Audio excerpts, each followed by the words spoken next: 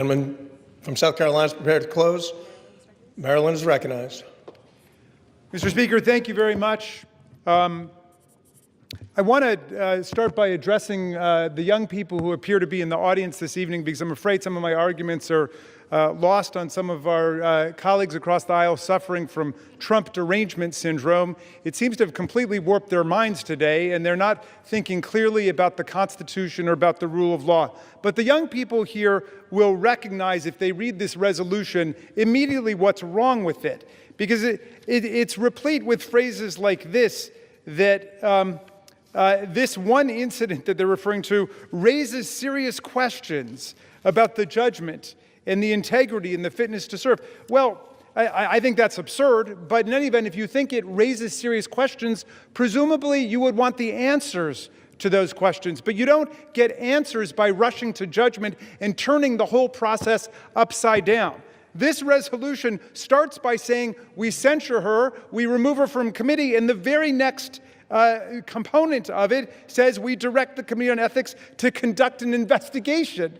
That is the opposite of due process, and I hope at least future generations will understand that's not how we hold people accountable, whether it's under criminal law, under civil law, or under an ethics process, which they purport to want to be launching here. Again, go back to the George Santos standard. The reason we voted against just hanging him out to dry and censuring him and expelling him is because the process hadn't happened yet. And Democrats and Republicans together did it, but they're thinking in solely partisan terms. Even Matt Gaetz, accused of having sex with a 17-year-old, was never censured by the House of Representatives. Even with Speaker McCarthy and others condemning him for what he did, we did not censure him. Think about what you're doing to the precedents of this body by trying to attack Ms. Plaskett. And let me just close with a personal thought. I wasn't going to bring it up because I didn't want to embarrass her, but she was one of the 3 finest students I ever had in constitutional law. She was a straight A student in the early 1990s. She's a straight A student in the 21st century. I'm proud not only that she was my student, but that she's my friend and that she's my colleague, and you don't disgrace us in any way. You go to work every day for the people of Virgin Islands, and we're proud of you. And with that, I'll yield back. Gentleman yields. Gentleman from South Carolina is recognized. Mr. Speaker, I find it interesting that the president is occupying the minds of my good friend on the left rent-free. And it's interesting they bring him up every time, and keep doing it. Keep doing it. This president's got a record that is second to none.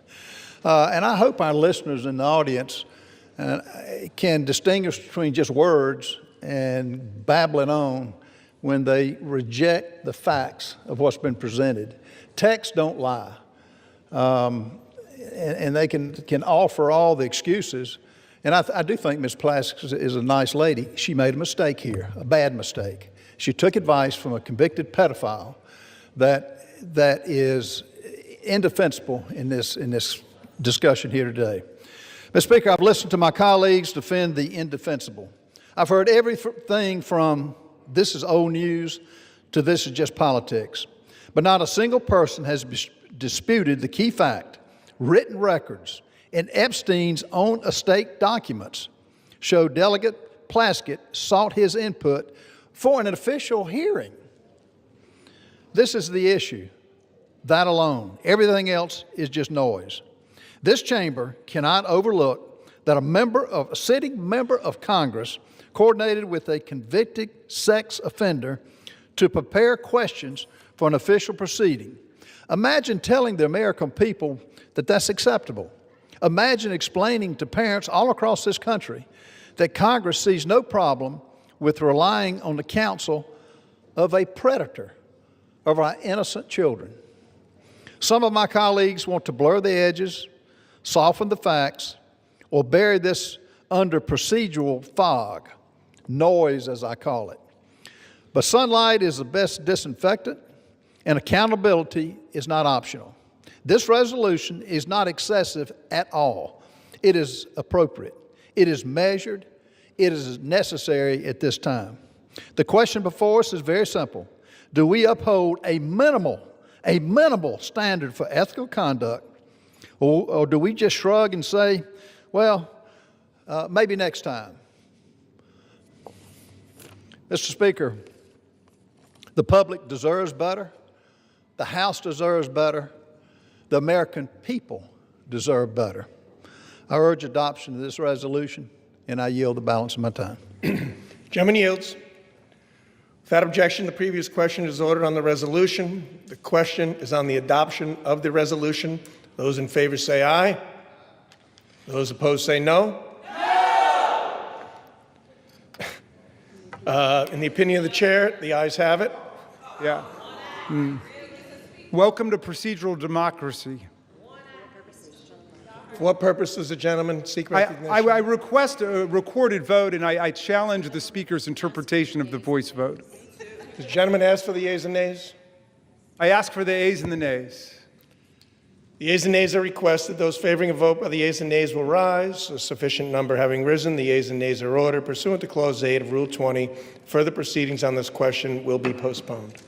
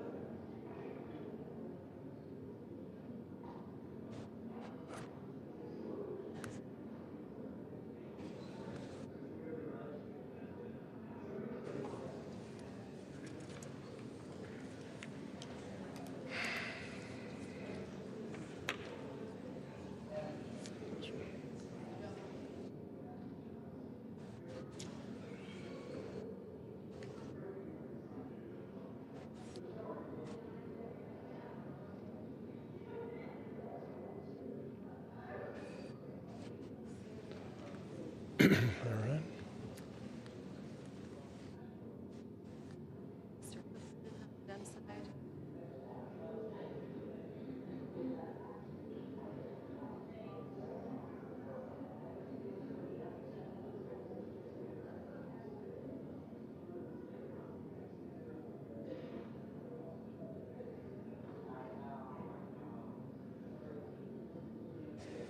Your script here.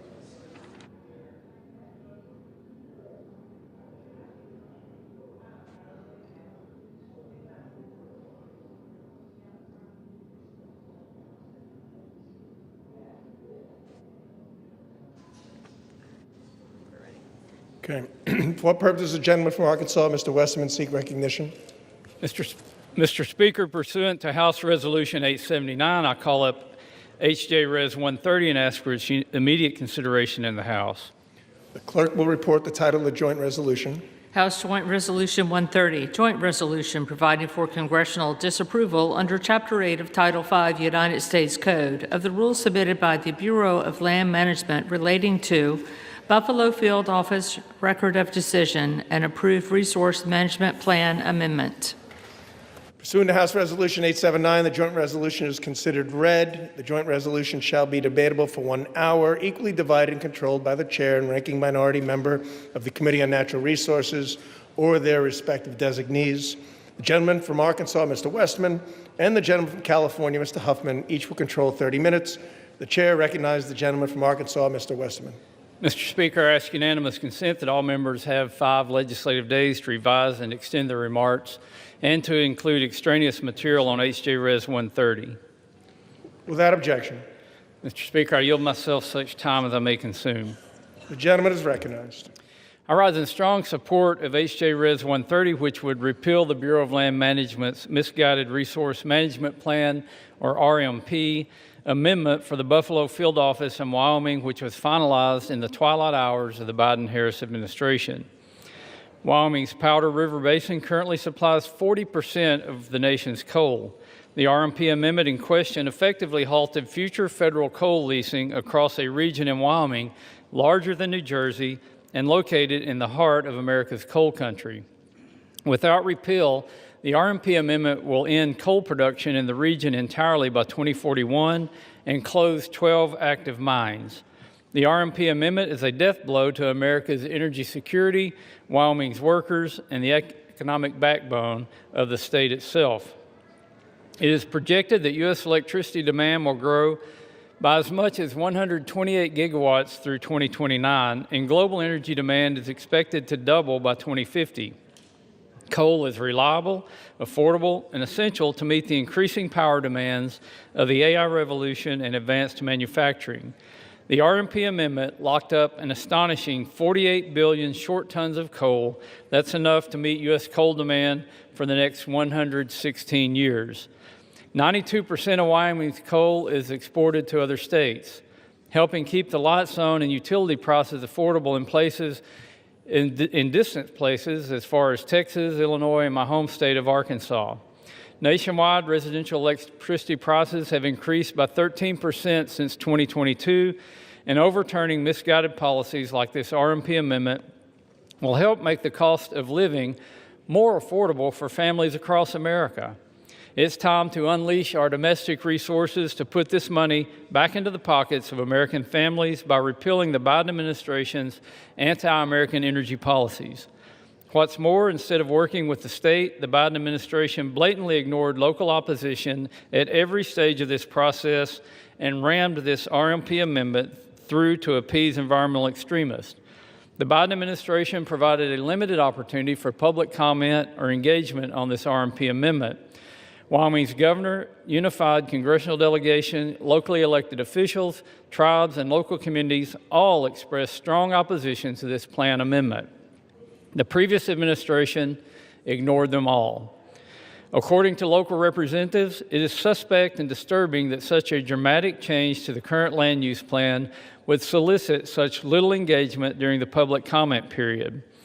Campbell and Johnson County commissioners who represent the local communities affected by this plan stated that whatever information they provided to the BLM in this process was, quote, ignored by the federal agency. Overturning the RMP amendment takes power from bureaucrats in Washington, D.C. and returns it to the people of Wyoming. The BLM also ignored tribal input in developing this RMP amendment. The Navajo Transitional Energy Company, which is wholly owned by the Navajo Nation, provided detailed comments opposing this amendment that were all dismissed by the BLM. In a letter they submitted to the agency, they stated, quote, BLM consistently downplayed the reasonably foreseeable negative impacts of the mine's closures on the surrounding social justice communities, and it did not even consider the jobs lost in the downstream communities that rely on the Powder River Basin coal, end quote. Energy security is national security, and Wyoming's energy industry remains indispensable to ensuring America stays energy dominant. Wyoming's Powder River Basin, with its low-sulfur coal, produces the world's cleanest burning coal. We should be focused on exporting this abundant natural resource to our allies abroad, not burying this baseload power under layers of bureaucracy. By passing this CRA today, we're advancing President Trump's executive orders on unleashing American energy and reinvigorating America's coal industry. We're also restoring hundreds of millions of dollars in future revenue for Wyoming's K-12 public education system and protecting more than 4,000 high-paying jobs in rural Wyoming. In conjunction with the pro-energy policies included in the Working Families Tax Cut Law, this CRA also has the potential to generate more than $260 million for the federal treasury. This CRA helps the U.S. remain energy dominant and will lower prices for families, strengthen our economy, and boost real wages for hardworking men and women. I urge my colleagues to stand with Wyoming, stand with American workers, and stand for energy security by supporting this resolution. I reserve the balance of my time. Gentleman reserves. Gentleman from California is recognized. Thank you, Mr. Speaker, and let me wish Chairman Westerman a happy birthday. I do wish him a happy birthday, but even that goodwill does not change the fact that this is bad legislation. And so, unfortunately, Bruce, I'm going to have to rise in opposition to the bill while wishing you a happy birthday. We are, Mr. Speaker, all grateful that the Republican shutdown is finally over. But millions of Americans are still on the cusp of losing health care. They are struggling to put food on the table. And after their 7-week paid vacation, I can't imagine anything more disconnected than for House Republicans to come back here and make their first priority not helping working families to make ends meet, but jamming through more favors for their billionaire buddies. These 3 Congressional Review Act, or CRA, resolutions treat America's public lands like they are just lines on a balance sheet.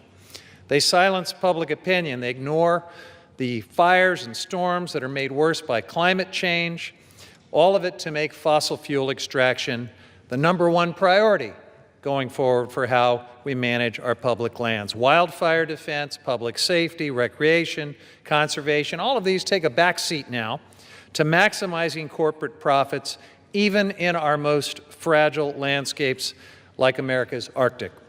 Americans want clean air, clean water, accessible public lands, not handouts to polluters. Overturning balanced, forward-looking BLM plans in Wyoming and Alaska is a colossal mistake. Across the federal land management agencies, plans like these are the foundation for responsible, sustainable management of our public lands.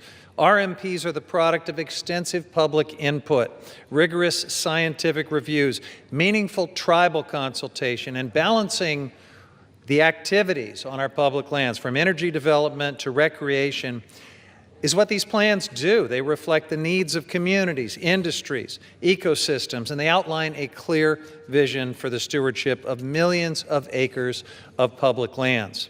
Let's look at the Buffalo Field Office RMP targeted by this particular resolution. It was developed after a court found that the previous plan failed to address the public health and climate impacts of unfettered coal mining in the region. Importantly, the current RMP was also developed after robust tribal consultation and public input. So we're just going to throw that all away? I strongly oppose HRes 130, which would repeal the current balanced RMP for BLM's Buffalo Field Office in order to prop up the coal industry in Wyoming's Powder River Valley. The plan targeted by this resolution ended new coal leasing in the region because of its harm to the climate and public health and because of decreasing demand for coal. At the same time, the plan allowed existing mines to continue to operate through the end of their current leases. Rescinding this plan means locking us into unnecessary emissions and energy costs at a time when the planet and the American people cannot afford it, and it also puts us on a treadmill of litigation and uncertainty, sending us back, theoretically, to a plan that was already adjudicated to be illegal, or maybe waiting for a new plan to come forward from the Trump administration, and I guess hoping that a future court will decide that it's not substantially similar to the ones that have been thrown out with your CRA. This is something that my friends across the aisle simply haven't thought through. There is so much chaos and uncertainty when the sledgehammer of the CRA is used in this reckless manner. Now, House Republicans already passed and the administration implemented unprecedented giveaways to the coal industry through the One Big Beautiful Bill Act, including slashing the royalty rates for coal from 12% to 7.5%, and opening more than 13 million acres of public lands for coal leasing. But even with these handouts, it's not enough to reverse decades of market contraction in the coal industry. The coal industry is dying. What Republicans don't mention is that BLM's coal lease sales this year have either failed to reach market value, been indefinitely canceled, or received little to no bids. Rather than simply redoing this RMP through the well-established public process, which the Trump administration is already doing, House Republicans want to overturn it using the CRA Again, an extremely blunt instrument that will throw us into great uncertainty and litigation for sure. This choice would lock out the perspectives from previous tribal and public engagement and ban the agency from ever again issuing a substantially similar RMP, leaving land policy frozen in time, really more like frozen in some kind of a limbo. Incredible uncertainty and chaos. House Republicans want to permanently enshrine fossil fuel extraction as the top priority for millions of acres of public land across the country, no matter the cost.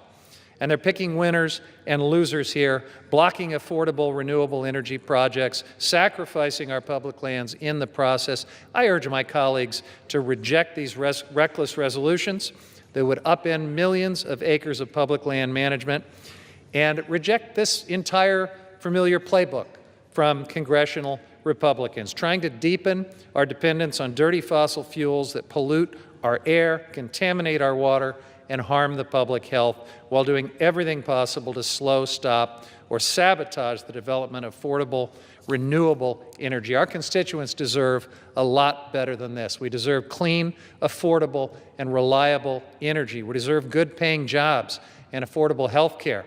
And we shouldn't sacrifice America's health, environment, and livelihoods in order to do it. This legislation and my friends across the aisle are on the wrong side of history, trying to prop up the dying coal industry. They're on the wrong side of public land management, and they're on the wrong side of the American people's pocketbooks as they face rising electricity costs. That's why I oppose this resolution and reserve the balance of my time. Gentleman reserves. Gentleman for Arkansas is recognized. Thank you, Mr. Speaker. And Mr. Speaker, I sincerely appreciate the birthday wishes from my friend across the aisle. That means a lot to me. If I had a birthday wish of my own, it would be to make energy more affordable for the American people, to help the good folks of Wyoming to have a livelihood, and to not only keep prices down, but keep good-paying jobs across this country that are in the energy industry. We know that we need more energy going forward. We need more electrons on the grid. We need a larger grid, and we need to all work together to do those things. But if this resource management plan amendment by the previous administration was balanced, I would hate to see a heavy-handed resource management plan amendment by the previous administration, because this took a sledgehammer to an established industry in the state of Wyoming. And I'm sure my distinguished colleague from the great state of Wyoming, Representative Hageman, who is the lead sponsor of this legislation, will go into detail what this would mean to Wyoming if this plan amendment stays in place. And I yield her 6 minutes. Thank you, Mr. Chairman. Mr. Speaker, I rise today in support of my legislation, House Joint Resolution 130, which utilizes the Congressional Disapproval Procedure under the Congressional Review Act, or CRA, to restore coal leasing in Wyoming's Powder River Basin. Many on the East Coast of America might be surprised to learn that the federal government owns massive amounts of the western states. In Wyoming, the federal government owns about half of our surface estate and 60% of the subsurface estate, or our minerals. In Northeast Wyoming, the Bureau of Land Management's Buffalo Field Office owns and manages over 788,000 acres of land and 4.7 million acres of our mineral estate. Notably, this land encompasses Wyoming's share of the Powder River Basin, North America's largest coal deposit, responsible for the production of 40% of our nation's coal. Wyoming is the largest coal producer in the nation. We, in other words, are responsible for ensuring that you can turn on your lights and heat your home. The BLM manages its public lands pursuant to the Federal Land Policy Management Act, which is implemented pursuant to what we refer to as resource management plans, or RMPs. These RMPs are designed to maximize resource values for the public. The BLM is required to comply with a multiple use mandate, ensuring that these combination of uses meet current. The Biden RMP is instead very clearly a mineral withdrawal enacted by climate activists in direct violation of the law. PRB is not only irresponsible and harmful, but downright illegal. a mechanism used by the governing elite to inflict harm on every single citizen of this great country. RMPA is allowed to continue, it would risk $4,100 in labor output through 2048 and millions of dollars in state revenue used to fund public K-12 education. This seemingly localized decision has national repercussions as well. In 2024, Wyoming produced 191 million tons of coal, 171 million tons of which was shipped to 26 different states for producing electricity. At these rates, Wyoming produces about 40% of the nation's coal and about 80% of all federal coal production. With coal generating as much as 23% of America's electricity at any given time, Wyoming coal supplies as much as 9.2% of the electricity produced in this country. Watching the arguments in the Rules Committee last night and on the floor today, it is clear that affordability is the word of the day for my colleagues across the aisle. If utility bills for Americans is something they genuinely care about, then I encourage them to vote for H.J. Res. 130 and to not turn off the Powder River Basin coal, which accounts for so much of American energy and could generate even more if Washington, D.C. had not waged a war on coal for the last 3 decades. In short, it is policies such as no new coal leasing contained in this Buffalo RMP that reduces affordability, which my colleagues on the other side of the aisle will be supporting if they continue to oppose H.J. Res. 130. This vote today is a vote to shore up the grid, which will have positive impacts on the utility for energy development. In the one big beautiful bill, we are shoring up centuries of energy production. We cannot survive in this country without Wyoming coal, the majority of which is produced in the Powder River Basin. Demand for Wyoming coal is only increasing, both here and abroad. If you turn out the lights on one of Wyoming's most important industries, you will also be turning out the lights on America. The Biden administration knew this and pursued this harmful policy anyway, and they did so in violation of the law. On September 18, 2025, the Government Accountability Office determined on the grounds that it is an agency statement, is a future effect, and it implements, interprets, or prescribes law and policy. This decision is in line with previous GAO decisions on similar land management plans and RMPs, several of which this body has passed in the 119th Congress. A vote today for H.J. Res. 130 has many positive implications. First, it would overturn this harmful plan and revert to the 2015 RMP, thereby protecting access to 481,000 acres for coal leasing. Second, it would provide certainty to countless Wyomingites who rely on our good, clean coal for jobs and for revenue that funds the schools that our children attend. Third, it is a vote for the millions of Americans who continue to rely on Wyoming coal and who always will. Fourth, it's a win for Congress, reminding the agencies that we are the primary policymaking branch of government and that we will hold the agencies responsible for bad, unlawful regulations. I urge all of my colleagues to vote in favor of H.J. Res. 130, and I yield back. The gentleman from Arkansas reserves. The gentleman from California, you are recognized. Thank you, Mr. Speaker. It occurs to me that as we're having this debate, pretty much the rest of the world is in Brazil right now for the climate conference. Of course, the Trump administration has disgracefully pulled the United States out of the Paris Agreement once again, so we have no federal delegation at all. But as the rest of the world convenes to accept the reality of the climate crisis and to accept the related reality of coal being the biggest contributor to carbon pollution, and the entire world is talking about how to phase down our dependence on coal pollution and fossil fuel pollution, we are here in this alternate reality of the Republican majority, where my colleague from Wyoming calls it climate lunacy. It's a sad, sad testament to, frankly, the disgraceful leadership of this Republican majority that propping up the coal industry with discounted royalties and massive subsidies and millions of acres of land giveaways, and now this misuse of the Congressional Review Act is the official policy of the Republican majority. It's just almost unthinkable, and yet that's where we are. With that, Mr. Speaker, I yield as much time as he may consume to the gentleman from New Mexico, Mr. Vasquez. Is recognized. Thank you, Ranking Member. Thank you, Mr. Speaker. Well, first, coming from New Mexico, let me tell you that I have gone through the RMP process firsthand in my own Las Cruces district, the Tri-County RMP. And those are long and painful processes. They take a lot of public input, a lot of painful meetings. Those plans are developed with the input from residents from all sides of the aisle that represent different parts of what is our public lands and that mandate to have multiple use lands. They are not meant just for one industry. They are meant for everybody that uses those public lands. And when I served on the U.S. Federal Committee to advise the Forest Service, and we got all of these stakeholders together to implement the 2012 planning rule, it was the same deal. We did it deliberately.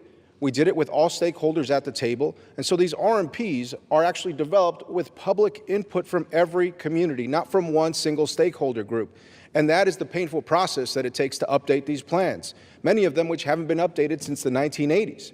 Now, it's important that we take into account the time, the effort of not just the agency staff and those folks who show up to those hard meetings and hear the public out, but the public who comes out in my district sometimes driving 30, 40, 50 miles just to attend one of those meetings so that they can eventually get to an RMP knowing that that will be the law of the land.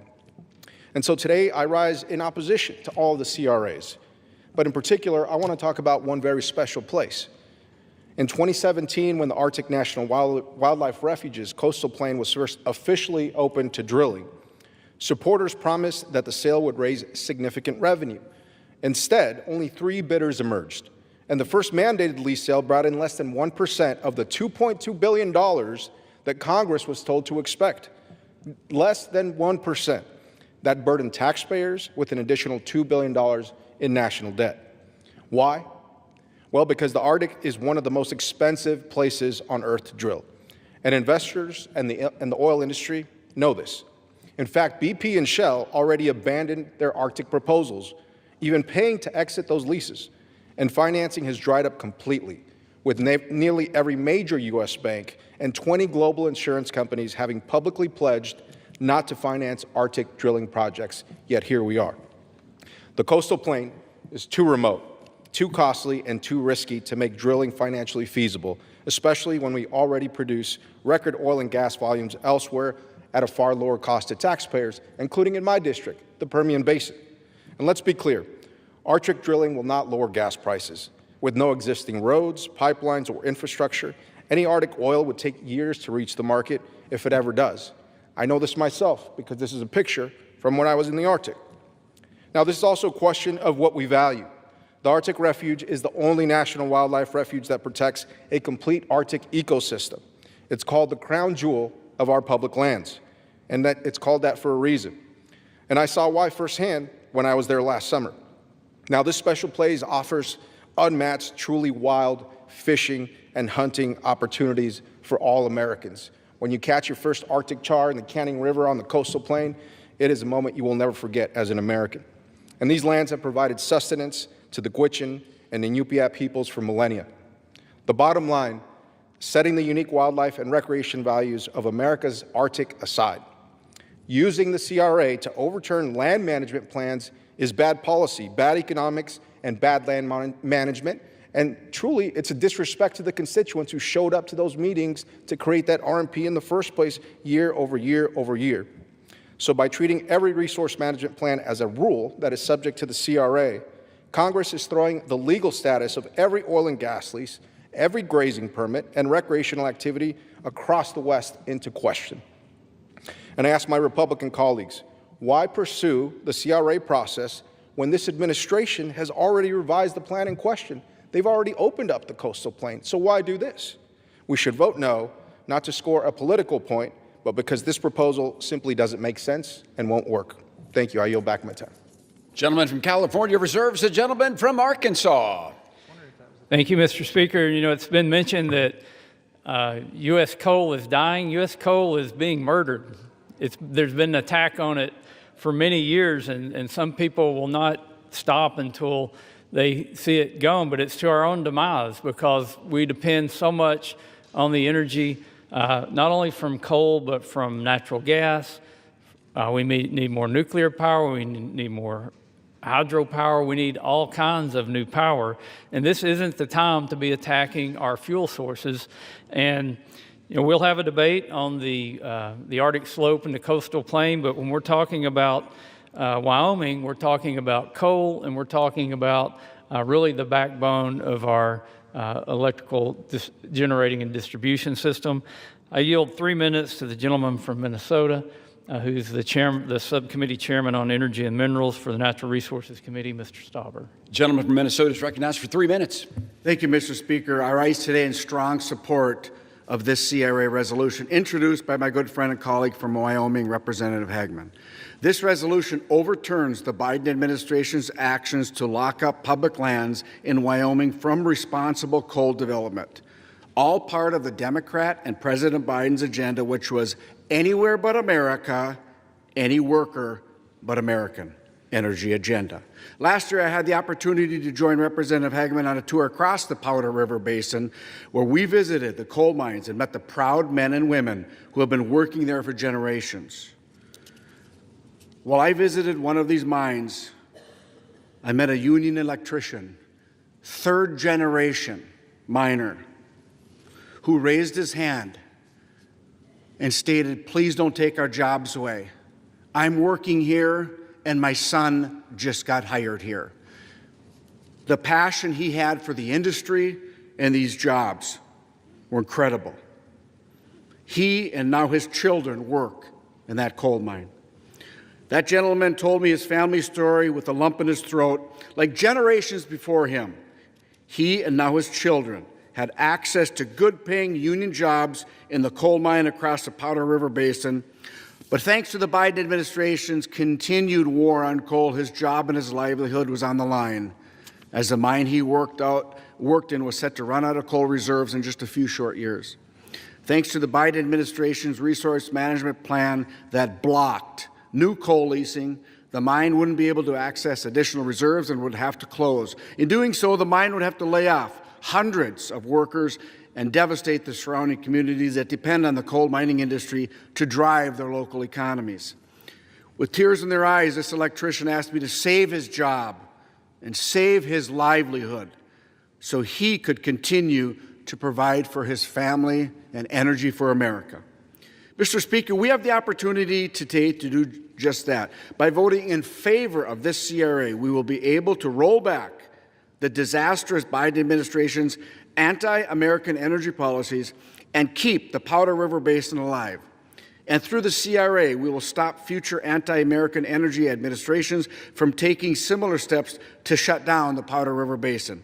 I want to thank my colleague from Wyoming for introducing this important CRA resolution on behalf of the hardworking men and women that make up Wyoming's coal industry. I urge my colleagues to join me in voting for this resolution, and I yield back.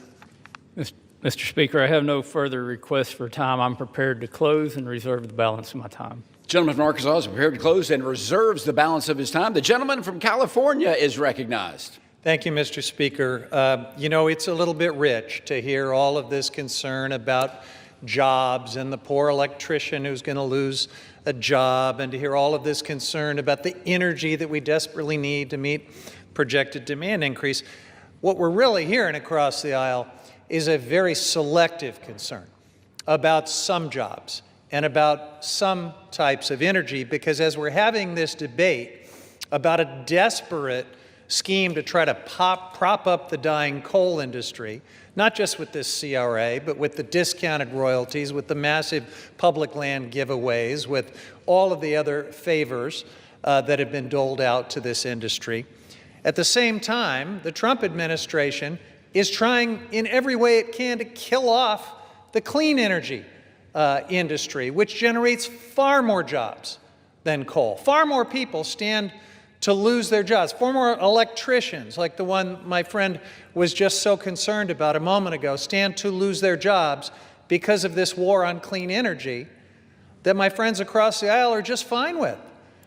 Now, Chairman Westerman said we need all types of new energy. Well, I guess we'll have a chance this week to find out if that, too, is just more happy talk, more hollow words, because there'll be a markup on his legislation on permitting, and Democrats have been asking for meaningful changes to this war on clean energy as the first item to have a serious negotiation and discussion about that. We'll find out, and I hope that Mr. Westerman delivers on his promise to work in good faith with Democrats and to do something about the war on clean energy. But unless and until he does, and unless and until my colleagues across the aisle stop pretending that an entire industry with far more jobs than coal and far more energy that can be brought to bear to meet rising demand at far less cost, until they stop pretending that that war on clean energy is not happening, all of this, frankly, is just political theater.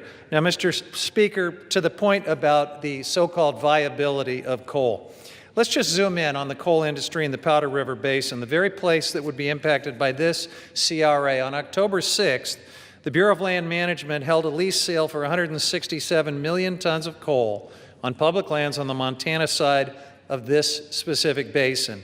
The BLM received one bid that was valued each ton of coal at 1/10 of 1 penny. The administration rejected that bid and canceled the lease sale because that abysmal price did not meet the requirements of fair market value outlined in the Mineral Leasing Act. That's the reason that the BLM came together to finalize the Buffalo Field Office RMP amendment to address decreasing demand for coal, which is both the dirtiest and the most expensive form of energy. House Republicans would give away your public lands and waters to big coal for pennies, fractions of pennies. The coin that they are phasing out as practically worthless. It's about as valuable as the coal that they're trying to subsidize. This resolution will do nothing to address skyrocketing energy bills in Wyoming or anywhere else. A conservative former Wyoming state representative recently penned an op-ed that really speaks to what's happening on the ground, and I quote, "We need responsible legislators who do not rely on wishful thinking to make long-term policy decisions. It's time to take off the aluminum foil hats filled with wishful thinking and make some real decisions based on responsible prediction," end quote. I reserve the balance of my time. The gentleman from California reserves. The gentleman from Arkansas. Mr. Speaker, I'm prepared to close and continue to reserve. The gentleman continues to reserve. The gentleman from California. Thank you, Mr. Speaker. In closing, I strongly oppose this resolution. Using the CRA to overturn this RMP and the others that we're debating this week will throw our public lands into chaos. It completely sidelines the input and perspectives of local communities who spent years working with BLM on this plan. And it's another reckless attempt to prop up the fossil fuel industry and line the pockets of polluters, all at the expense of affordable energy and good-paying jobs. The Buffalo Field Office RMP allows existing coal leases to continue with reasonable safeguards to reduce emissions and protect land and water. Congress should not be overturning this plan with the sledgehammer of the CRA. I strongly urge my colleagues to vote no on the resolution, and to my Republican colleagues, I urge you to think twice about the consequences of this action and setting this chaotic precedent. I yield back. The gentleman from California yields. The gentleman from Arkansas. Thank you, Mr. Speaker. And since my colleague mentioned the SPEED Act, which we'll be marking up in committee on Thursday, even though it is not on the floor today, I'll put in a shameless plug for our bipartisan legislation that is not only tech neutral, but it's agnostic to the project type. It would definitely help us produce more energy in America, and it will also help us to build things in America again, something we desperately need to do.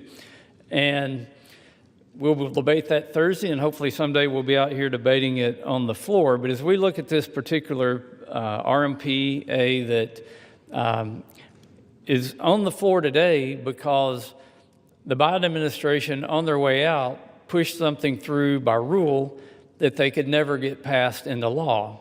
And a CRA, I remind you, is so that Congress can exert its legislative authority over an administrative agency or over an administration. And I would remind future administrations not to make dumb rules when you're going out the door, or somebody in Congress will be standing here, maybe on the other side of the aisle, doing a CRA to turn back the rulemaking ability that is not lawmaking as we're instructed to do in the Constitution as the legislative branch.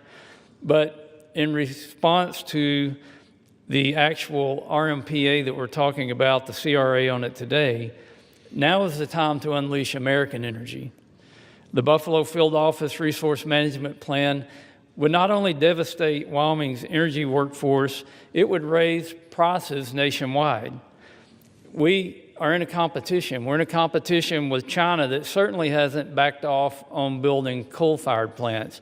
Matter of fact, they're building at a rate of about one every 2 or 3 days coming online because they know they need reliable energy, they need affordable energy, and they need that to establish their manufacturing dominance and to beat us in the race for AI.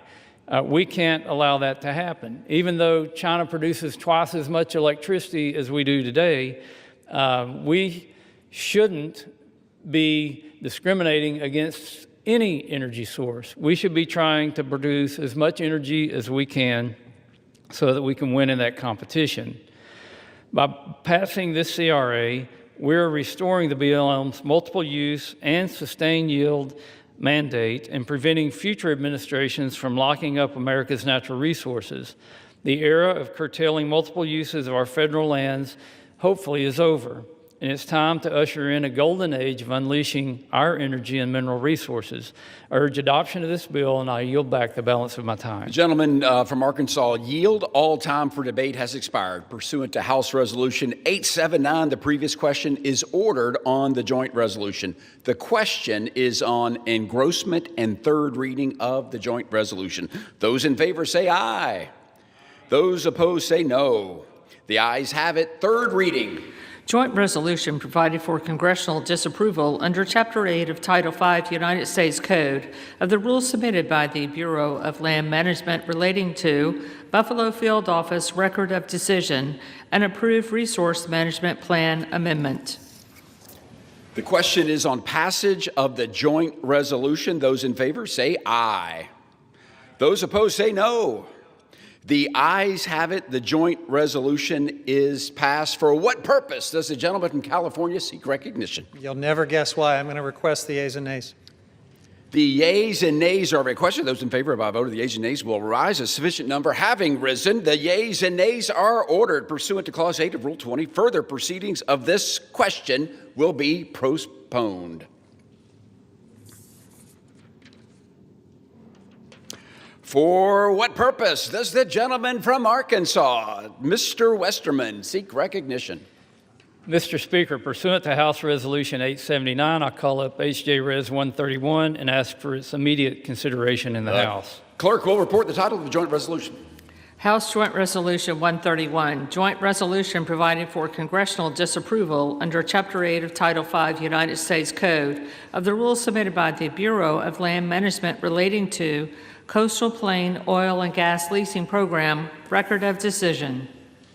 Pursuant to House Resolution 879, the joint resolution is considered read. The joint resolution shall be debatable for 1 hour, equally divided and controlled by the chair and ranking minority member of the Committee on Natural Resources or their respective designees. The gentleman from Arkansas, Mr. Westerman, and the gentleman from California, Mr. Huffman, will each control 30 minutes. The chair recognizes the gentleman from Arkansas. Mr. Westerman, you are recognized. Mr. Speaker, I ask unanimous consent that all members be given 5 legislative days to revise and extend their remarks and to include extraneous material on H.J. Res. 131. Without objection.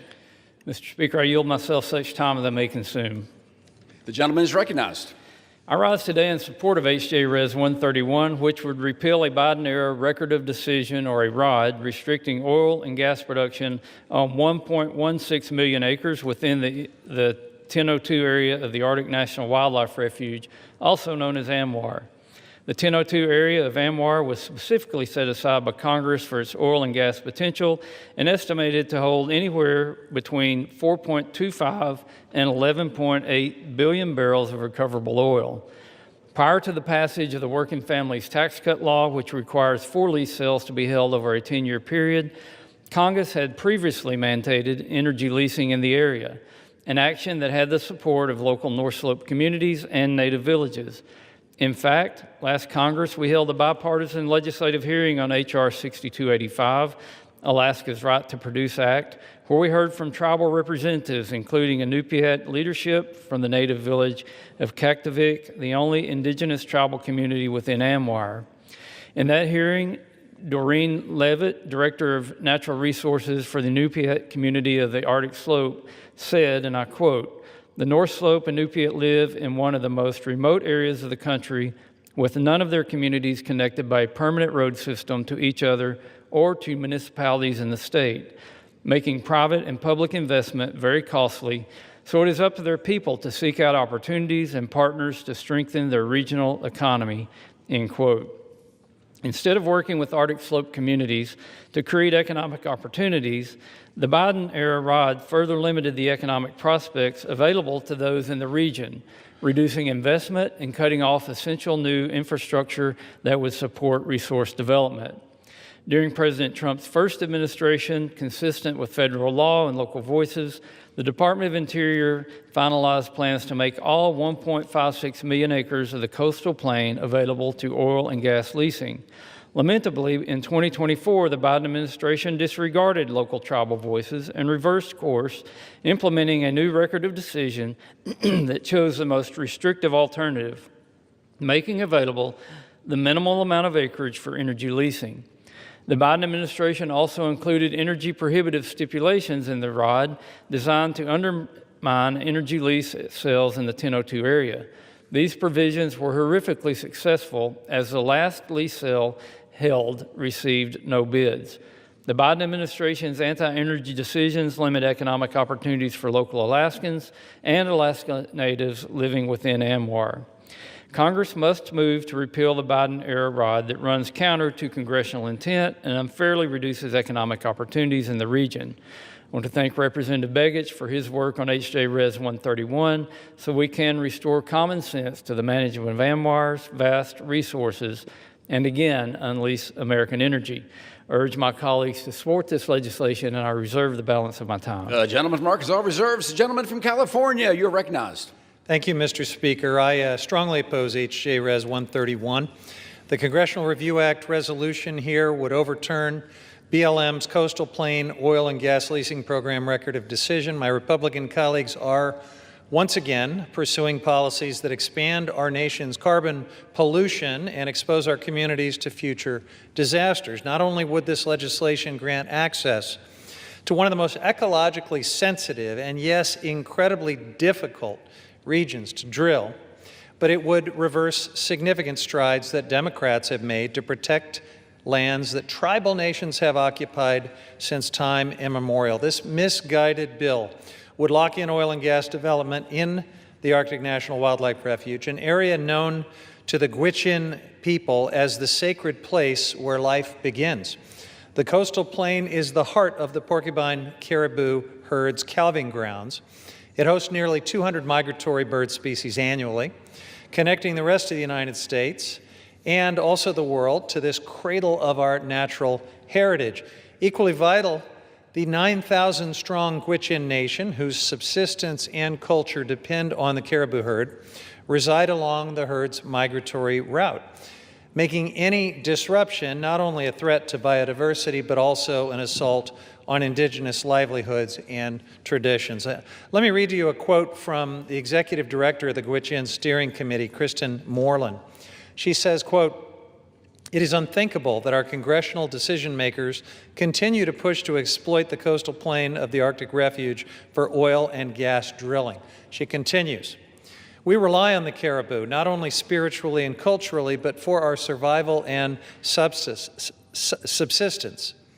This action from D.C. is an insult to the Gwich'in people and ignores those realities," end quote. Sovereign Inupiat for Living Arctic also oppose this proposal. They said, and I quote, "Many Alaska Native communities are already facing negative health impacts from oil and gas development on their lands and are struggling to provide for their families due to impacts on the local fish and wildlife populations." Now, Mr. Speaker, these words remind us that the climate crisis is here, it is real, and it is exacerbated by this administration's relentless push towards fossil fuels. In the Arctic, temperatures are rising 4 times faster than the global average. And it is the indigenous communities in northern Alaska and in the refuge that are disproportionately feeling the devastating impacts of the climate crisis. Melting permafrost and changing species migration patterns are threatening food security, cultural traditions, and their ways of life. You'll hear my Republican colleagues argue that increased oil and gas development in the Arctic will be good for America's bottom line. That is patently false. Let me take you back to 2017, when Republicans cut a backroom deal to help pay for Trump's billionaire tax cuts the first time around by drilling in the Arctic refuge. 2 refuge lease sales were included, in part to offset the cost of those tax giveaways to the wealthy.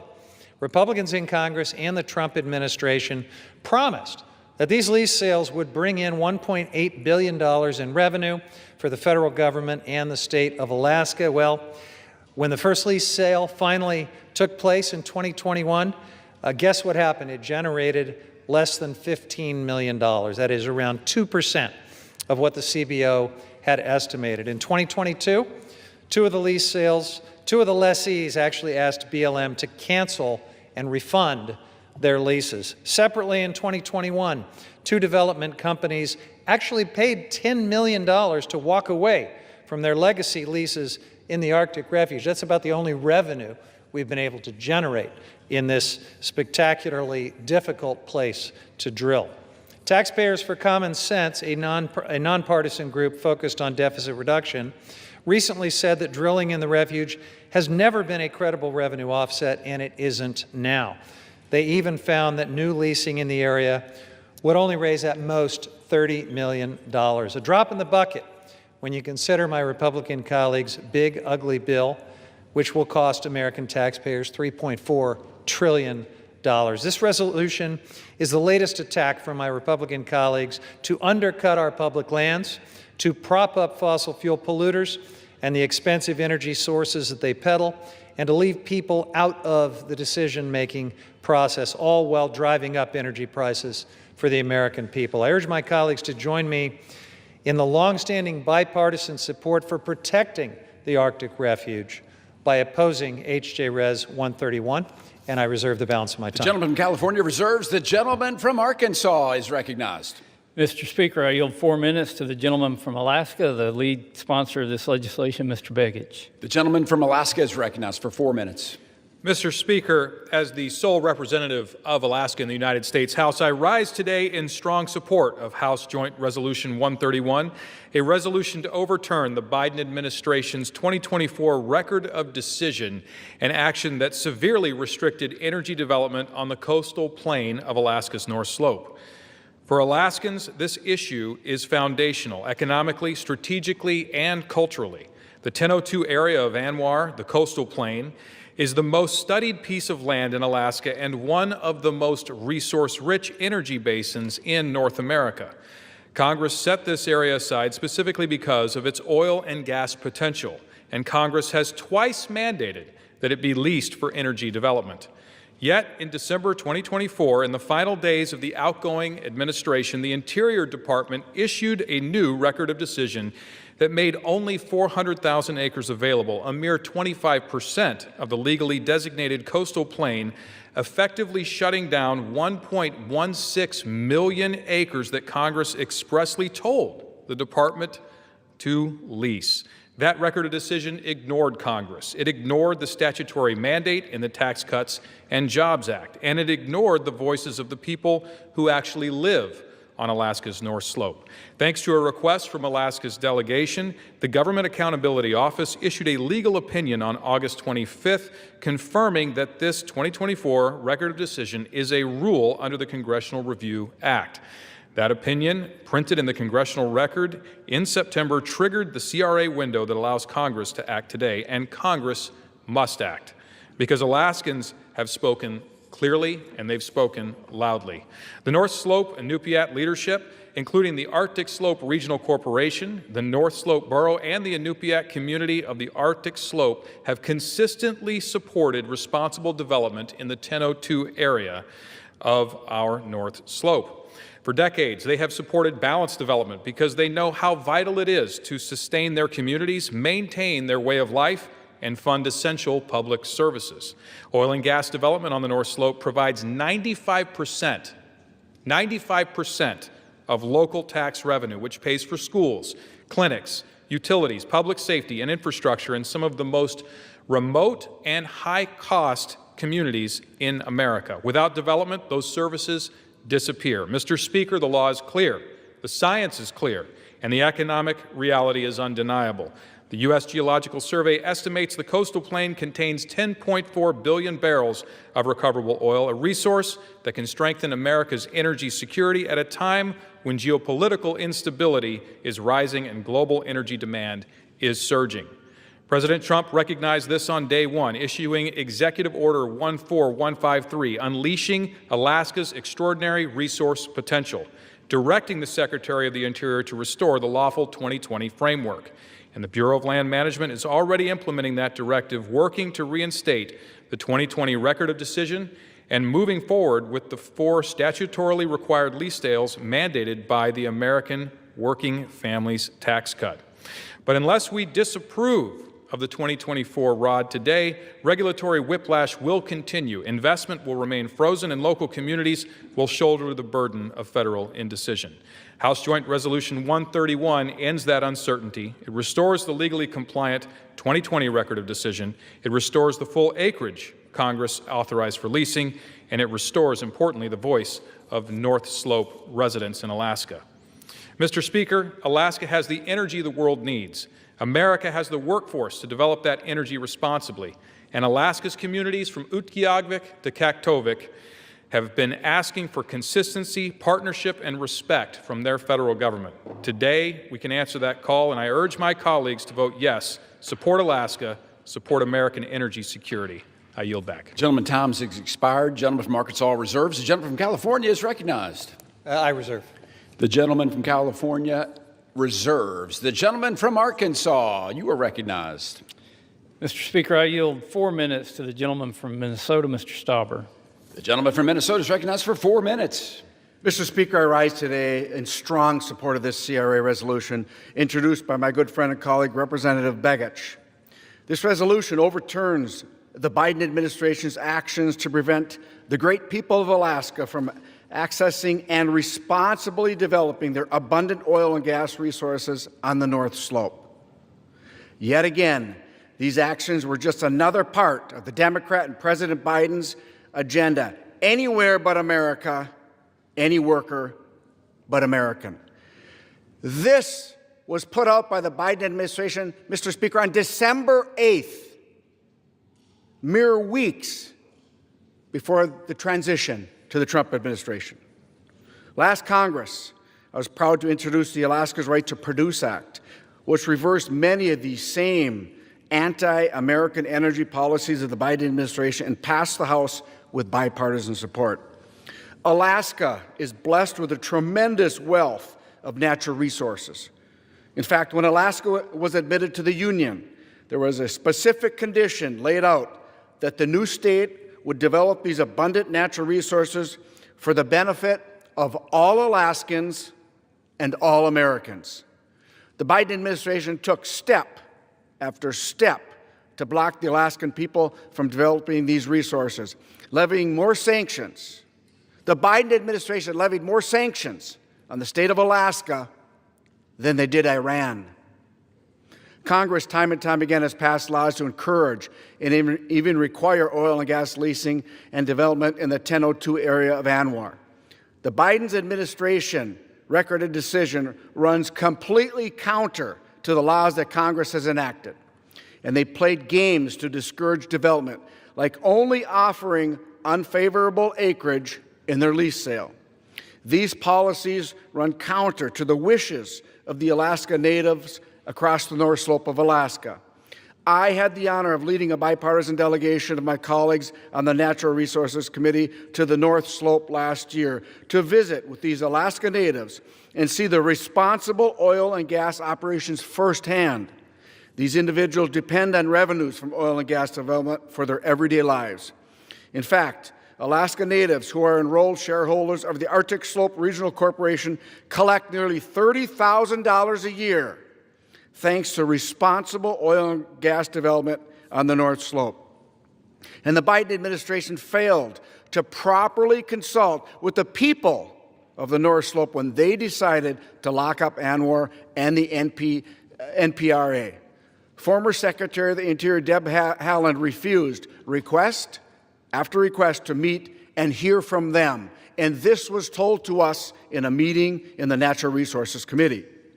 The CRA resolution will correct this by giving Alaska and the Alaska natives of the North Slope the opportunity to responsibly develop 1002 area of ANWR, which was set aside by Congress for this direct purpose. Mr. Speaker, I want to thank my colleague for introducing this important CRA resolution on behalf of all Alaskans. And I urge my colleagues to join me in voting for this resolution, and I look forward to this passing this House, and I yield back. The gentleman from Arkansas reserves. The gentleman from California is recognized. I reserve. The gentleman from California reserves. The gentleman from Arkansas. Mr. Speaker, I have no further requests for time. I'm prepared to close and reserve the balance of my time. Gentleman is prepared to close and reserves the balance of his time. The gentleman from California. Thank you, Mr. Speaker. So in closing, I strongly oppose this resolution. It would open up ecologically sensitive, culturally important, and incredibly remote regions of the Arctic to oil and gas drilling. Drilling proponents have grossly overstated how much oil industry interest there is in drilling in the coastal plain of the Arctic Refuge. The Arctic is an extremely remote and harsh environment, requiring specialized equipment and infrastructure, making it one of the costliest places to drill in the entire world. There have been multiple lease sales held in the Arctic National Wildlife Refuge, which I want to emphasize is a wildlife refuge. And still, no legitimate oil and gas company currently holds a lease there. Even during President Trump's first term, no oil and gas company kept their leases. In fact, a recent report from Taxpayers for Common Sense outlined the lack of economic viability for any oil and gas development there, citing astronomically high in this remote region. So let me be clear. House Republicans' actions today will do absolutely nothing to lower your energy bills, but it will allow for the sell-off of some of our most special and sacred public lands. And that's why I oppose H.J. Res. 131 and all of the CRA resolutions on the floor today. I urge my colleagues to join me in voting no, and I yield the balance of my time. The gentleman from California has yielded. The gentleman from Arkansas is recognized. Mr. Speaker, I thank my colleagues for supporting this critical legislation and engaging in this meaningful discussion. Before I close, I want to highlight another statement from Director Levitt, which he offered during a Resource Committee hearing last Congress. Mr. Stauber, in his testimony, talked about how the locals in the area just wished someone would listen to them. But Director Levitt said this, and I quote, "Had the administration acted according to the Indian Reorganization Act or its own orders, its leadership and staff would have made allowance for the fact that the Inupiat community of the Arctic Slope, or the ICAS, alongside many other North Slope tribes and entities like the native village of Kaktovik, Voice of the Arctic Inupiat, Arctic Slope Regional Corporation, and more, have a long history of supporting responsible resource development projects in ANWR. The Voice of the Arctic Inupiat, of which ICAS is a member, has a standing resolution supporting the responsible exploration and development of the 102 area of ANWR," end quote. H.J. Res. 131 responds to the wishes of the local people who call ANWR home and unleashes the region's bountiful natural resources for the benefit of U.S. energy security and the economic well-being of local communities. I again urge my colleagues to support this legislation, and I yield back the balance of my time. Gentleman from Arkansas yields back. All time for debate has expired pursuant to House Resolution 879. This previous question is ordered on the joint resolution. The question is on engrossment and third reading of the joint resolution. All those in favor, please signify by saying aye. Opposed, say no. The ayes have it. The clerk will proceed with third reading.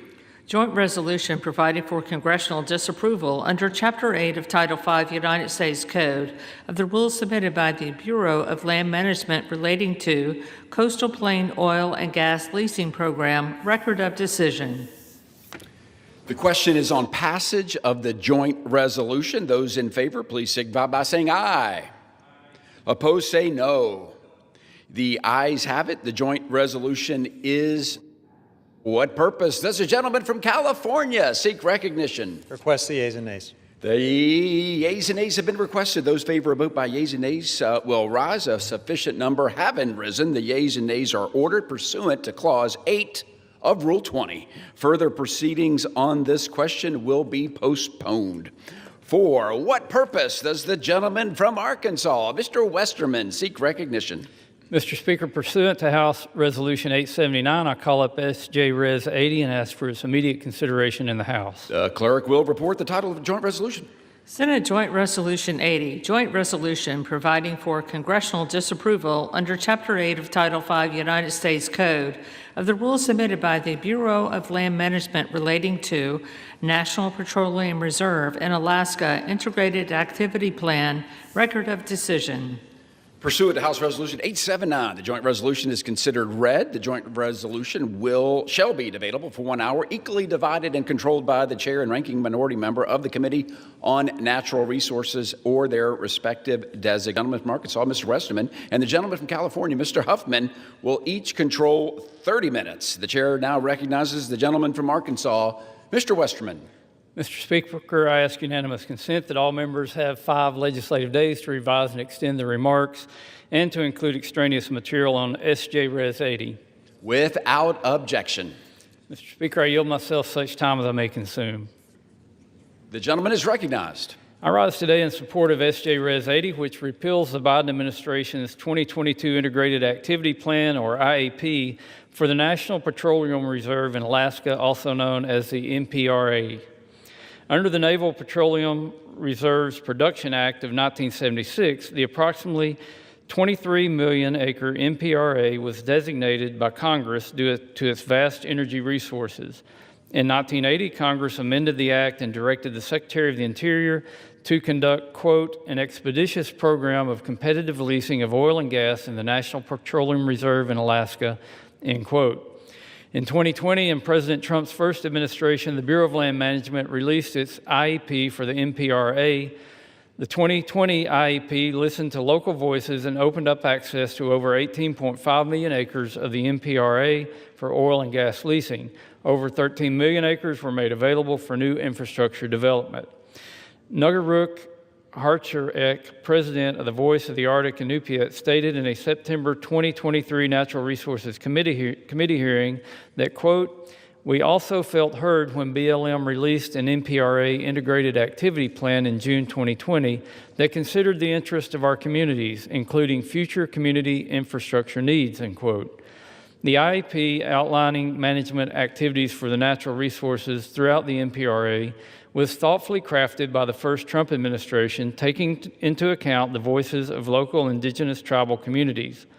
Regrettably, in 2022, the Biden administration placed the 2020 IEP with a new one, reducing the available acreage for oil and gas leasing by 37% and reducing areas available to infrastructure by over 2.3 million acres.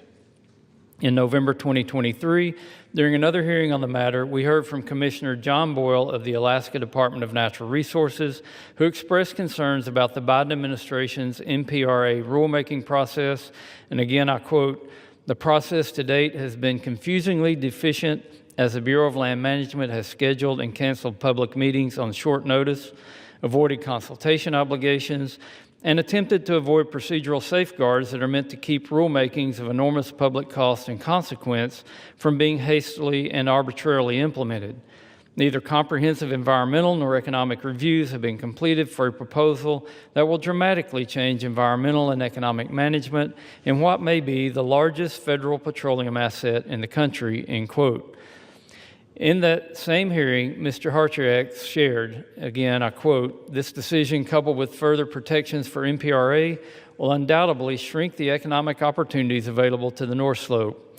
It virtually guarantees to set us back on our journey towards self-determination by requiring further reliance on the federal and state government to provide for the basic needs of the people on the North Slope, end quote. Ultimately, the Biden administration stymied energy production within the NPRA and failed to offer leases in a manner that would boost revenue and provide economic stability to the region and the state. The most recent lease sale in the NPRA took place in 2019 when the BLM leased over 1 million acres, generating more than $11 million, including roughly $5.6 million for the state of Alaska. Revenue from developing these resources is essential to livelihoods of all Alaskans. For example, in FY 2022, Alaskan oil and natural gas production, largely driven by the consequences of the pro-energy policies of the first Trump administration, generated $4.5 billion in state and local revenue and supported over 69,250 direct and indirect jobs. Alaska's role as a leader in unleashing American energy dominance will continue. In the Working Families Tax Cut Law, Congress highlighted the importance of the NPRA and required 5 lease sales to be held in the area over the next 10 years. To ensure our energy independence, we must unleash American energy and ensure access to our own resources here at home. This legislation is an important step in doing just that. I thank Representative Begich and Senator Sullivan for their work to bring S.J. Res. 80 to the House floor so we can nullify yet another misguided Biden-era action and take another step to put our nation's energy policy back on the right track. I reserve the balance of my time. The gentleman from Arkansas reserves. Gentleman from California, you're recognized. Thank you, Mr. Speaker. I oppose S.J. Res. 80, which would overturn the BLM's 2022 Integrated Activity Plan Record of Decision for the National Petroleum Reserve, Alaska, more commonly referred to as NPRA. Now, the name National Petroleum Reserve is more than a little misleading. This is not some industrial sacrifice zone. It's not some untapped oil field just waiting to be developed. On the contrary, the NPRA is the largest contiguous unit of public lands in the United States. It spans 23 million acres, and this area of the Western Arctic is home to a diverse ecosystem where iconic species like wolves, polar bears, and caribou roam, and beluga and bowhead whales shelter in its coastal waters. Millions of migratory birds rely on this intact landscape and critical waters and wetlands that are the NPRA. The legislation before us today would withdraw a smart and well-thought-out plan to balance conservation and development in the NPRA. The 2022 NPRA plan was developed over more than a decade of engagement with a variety of stakeholders, scientists, experts, indigenous communities, NGOs, and industry. It aimed to limit the disruption and ecological harm from existing oil and gas development while also designating special areas to protect habitat for the many species that call this amazing place home. I respect that there are a variety of views on how to manage our nation's public lands, but it won't be possible for future administrations to incorporate feedback and comments on proposed actions in the NPRA if Congress approves the resolution before us today. The CRA, as we've said several times in the course of this debate, is a blunt instrument. It would prevent BLM from ever issuing a substantially similar replacement, and so this path would strip local land managers of the ability to respond to on-the-ground changes and needs for the future of the NPRA. My friends across the aisle, you don't need to do this. There are already processes in place for administrations to propose new management decisions if you don't like this plan. And the Trump administration is doing just that already, pursuing updates to the land management plans that we've been debating here using these standard inclusive mechanisms that allow for public input. Interior Secretary Burgum withdrew conservation protections for the NPRA in July. And just last week, the Interior Department finalized a new rule that overturned the previous plan. The Congressional Review Act is simply the wrong tool to address any changes to management of these lands, and it's not even necessary. So why do my Republican colleagues need to take up our valuable floor time here debating a rule that their friends in the administration have already rescinded? They just returned from a 53-day taxpayer-funded vacation, canceled 5 weeks of votes, and still have a long to-do list before the end of the year. That list, I hope, includes figuring out how to avoid another government shutdown in January. But you may wonder if my colleagues are spending time on polluter giveaways to maybe distract from something. Maybe something like the fact that President Trump has been mentioned more than 1,000 times in the Epstein emails. President Trump and House Republicans continue to push their drill baby drill agenda, even though it makes no sense for people, for the planet, or for our pocketbooks. I urge my colleagues to vote no on this distraction, this H.J. Res. 80, and I reserve the balance of my time. The gentleman from California reserves. The gentleman from Arkansas is recognized. Mr. Speaker, I would just like to point out that while the current administration did recently rescind the 2024 rule this month, passage of a CRA is still necessary to prevent a future administration from, again, weaponizing IEPs similar to this one that ignore congressional intent. And by replacing the 2022 IEP, BLM wouldn't be left in limbo. They would revert back to the initial IEP finalized under the first Trump administration, which did take into account Native tribal voices and is consistent with the requirements included in the Tax Cut and Jobs Act.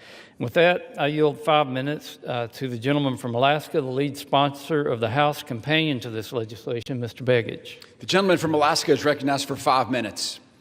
Mr. Speaker, I rise today in strong support of Senate Joint Resolution 80, legislation to disapprove the Bureau of Land Management's 2022 Integrated Activity Plan for the National Petroleum Reserve in Alaska. Let me be very clear. This is not an abstract policy debate for the people of Alaska. This is about whether the federal government will honor both the law and its commitments to the people who call Alaska home, and whether America will choose energy independence over energy uncertainty. The National Petroleum Reserve in Alaska, an area the size of Indiana, was set aside more than a century ago to ensure the United States had a strategic domestic energy supply. Congress reaffirmed that purpose in the Naval Petroleum Reserve's Production Act, directing the Secretary of the Interior to conduct a, quote, expeditious program of competitive leasing in the NPRA. But the 2022 Integrated Activity Plan, issued in the final stretch of the last administration, turned that congressional mandate on its head. It shut the door on 48% of the reserve, reducing available acreage from 18.6 million acres to just 11.8 million acres, and restricted infrastructure corridors across millions more.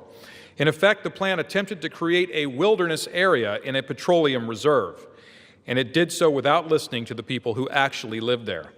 Alaska is asking us to act. The Inupiat people who live in the area have spoken, and they could not have been clearer. Through the North Slope Regional Trilateral, the Inupiat Community of the Arctic Slope, the North Slope Borough, and the Arctic Slope Regional Corporation, we have heard that the Biden administration's 2022 plan imposed, quote, sweeping restrictions that curtail responsible development, undermine congressional intent, and disregard the well-being of the people who depend on these lands for both subsistence and livelihoods, end quote. These communities are located in an area nearly the size of Minnesota with no highway connections, extreme transportation costs, and a cost of living among the highest in the nation. Oil and gas development funds their schools, their public safety, their utilities, their clinics, basic services that most Americans assume their local government can provide. But on the North Slope, that stability exists because responsible development exists, and we have a duty to ensure that it continues. Alaska's business community stands with them. The Alaska Support Industry Alliance, representing 547 companies and 35,000 Alaskan workers, warned that the 2022 plan jeopardizes the jobs and investment their families depend on. National organizations from the National Federation of Independent Businesses to the American Exploration and Production Council to the American Petroleum Institute have also voiced their support for reversing this restrictive rule. And the administration itself has made clear that restoring access to the NPRA is a priority. President Trump's Executive Order 14153, Unleashing Alaska's Extraordinary Resource Potential, directs the Secretary of the Interior to review and rescind the 2022 decision and reestablish a balanced framework consistent with the 2020 plan. This statement of administration policy strongly supports this resolution. Mr. Speaker, Alaska is ready to power America. We are ready to help lower energy costs for families and small businesses. We are ready to strengthen national security by reducing our reliance on foreign nations. And the people who live in Alaska's far north, the people whose ancestors have called the region home for 10,000 years, are asking us to restore the balanced, lawful management framework that they helped shape. Senate Joint Resolution 80 does exactly that. It restores congressional intent. Restores certainty for Alaska's communities. It restores America's strategic energy reserve. I urge my colleagues to join me in supporting Senate Joint Resolution 80, to stand with Alaska, to stand with energy workers, with the Inupiat people of the North Slope, and with an American future grounded in abundant, affordable, secure energy. And with that, I yield back. The gentleman from Arkansas. Thank you very much.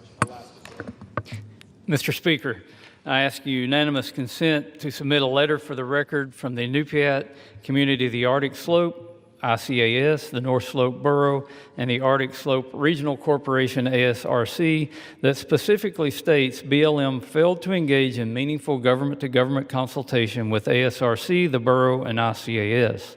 This submission contradicts federal consultation requirements and disregards the voices of the very communities most affected.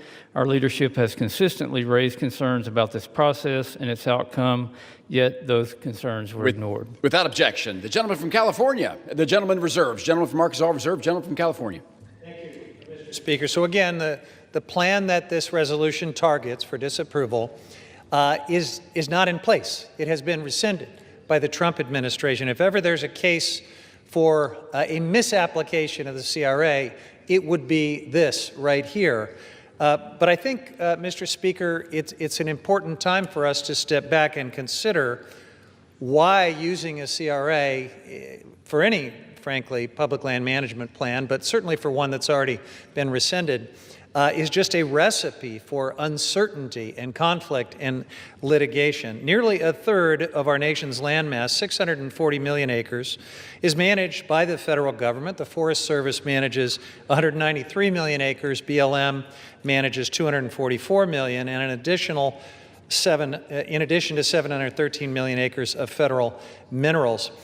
For nearly 50 years, BLM and the Forest Service have managed these lands under management plans required by the Federal Land Policy and Management Act and the National Forest Management Act. And these plans, known as resource management plans, we've been calling them RMPs, establish safeguards for watersheds and recreation areas. They facilitate energy development and grazing and logging and other commercial activities, and provide a mechanism for harmonizing the needs of local communities with our national goals and perspectives.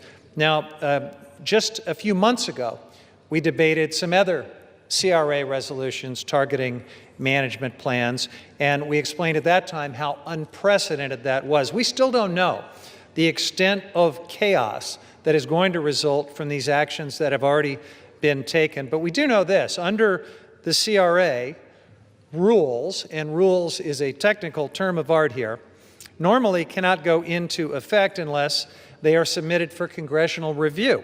Now here's the problem. BLM and the Forest Service have never considered RMPs to be rules that they would submit to Congress. They've just never done that, and that's long been the case under both Democratic and Republican precedents being set by those presidents. Now that Congress has decided, apparently, to disapprove of individual RMPs, what does that mean for every other plan that is in place that wasn't submitted to Congress? What does that mean for the small businesses, the local communities, and other public land stakeholders who depend on a stable and predictable land use planning process? If the validity of these land use plans is challenged, then leases, permits, and other authorizations that depend on those plans could be called into question. This is already creating uncertainty and delays, making it nearly impossible for new projects to proceed on time. And here are a couple of examples for consideration. What would happen to the White River Oil and Gas Resource Management Plan Amendment in Colorado, which authorizes 15,000 oil and gas wells? What about the Rosemont Copper Plan Amendment for Forest Service lands in Arizona, approving a 5,000-acre open-pit mine in the Coronado National Forest? Or the Gateway West, Trans-West Express, and Gateway South RMP amendments for 3 transmission lines through Wyoming, Idaho, Nevada, and Utah. Does Interior now need to go back and submit all of those RMP amendments to Congress for approval under this new Republican interpretation of the CRA? Is Congress prepared to take on day-to-day management of public lands and minerals thousands of miles from Washington, D.C.? I don't think so. But I am not the only one who has concerns about this treadmill of litigation and conflict and uncertainty that is being created here. Let me read a quote from Kathleen Sagama, President Trump's first nominee for director of BLM. And she said, quote, "There are some additional legal risks that can arise from the CRA. It's uncharted ground. And if not used wisely, there could be some legal risks introduced and some bad legal precedents." Just a few months ago, the House passed several other CRA resolutions overturning land management plans. As we said at the time, it was unprecedented. These resolutions before us continue to chart unprecedented ground, and I don't think anyone, including my colleagues across the aisle, have thought a heck of a lot about where it leads. I reserve the balance of my time. Gentleman reserves. The gentleman from Arkansas is recognized. Mr. Speaker, I would submit that a recipe for disaster is when an administration goes out on their own, goes around the laws that Congress passed, and implement bad rules on their way out the door and expect no repercussions from that. I'd say a recipe for good governance is when Congress acts within their power to disapprove of these rules, and that's exactly what we're doing with the CRA to make sure that these rules are followed. Mr. Speaker, I have no further requests for time. I'm prepared to close, and I reserve the balance of my time. Gentleman reserves. The gentleman from California is recognized. I thank you, Mr. Speaker. I just want to point out that, we've heard a number of times now that more drilling is necessary in the name of energy independence. And I want to remind my colleagues that the United States is already the #1 producer of oil in the world and the #1 producer and exporter of gas in the world. But you would sure never know it when you look at the energy bills that are facing families all over this country. It is abundantly clear that the drill, baby, drill agenda is not working for everyday Americans. As long as we are dependent on the fossil fuel roller coaster, American consumers will be at the whim of the global oil and gas market. But if we want energy independence, and if we want lower utility bills, we need to get back on track with the transition to clean energy. It is cheaper, it is safer, and it is generated entirely here at home instead of being at the mercy of global price shocks like oil and gas just inherently are. Instead, this legislation would make us more reliant on fossil fuels and more entangled with the price effects of this fossil fuel roller coaster. Plus, oil from America's Arctic will not come online for many, many years. The Willow project, for example, won't start until around 2029. Meanwhile, the Arctic is warming 4 times faster than the rest of the world.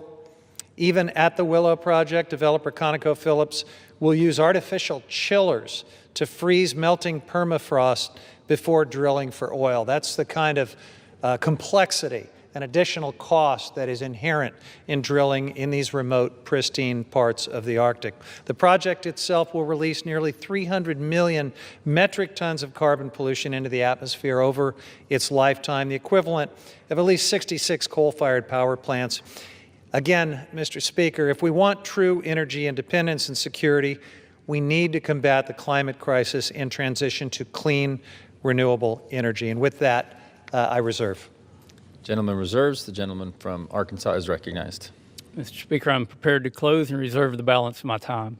The gentleman reserves. The gentleman from California is recognized.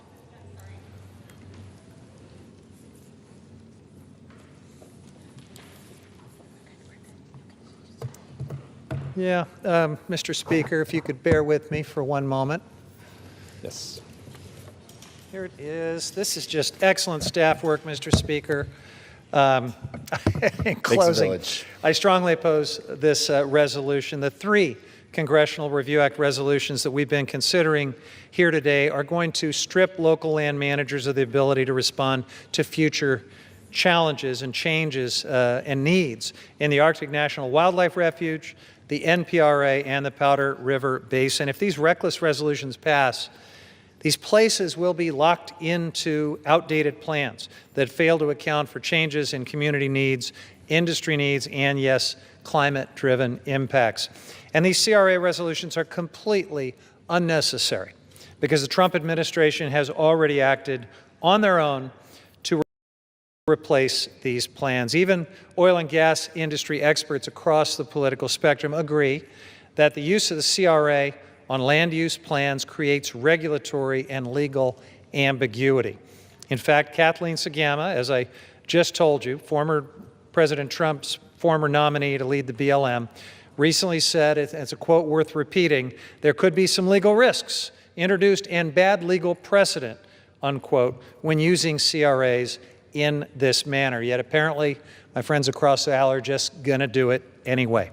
Now, Sagama led the Western Energy Alliance, an oil and gas industry trade association.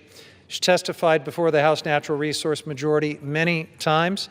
This misuse of the CRA will create regulatory chaos for everyone, including the industry. So I ask my colleagues across the aisle, why pursue it?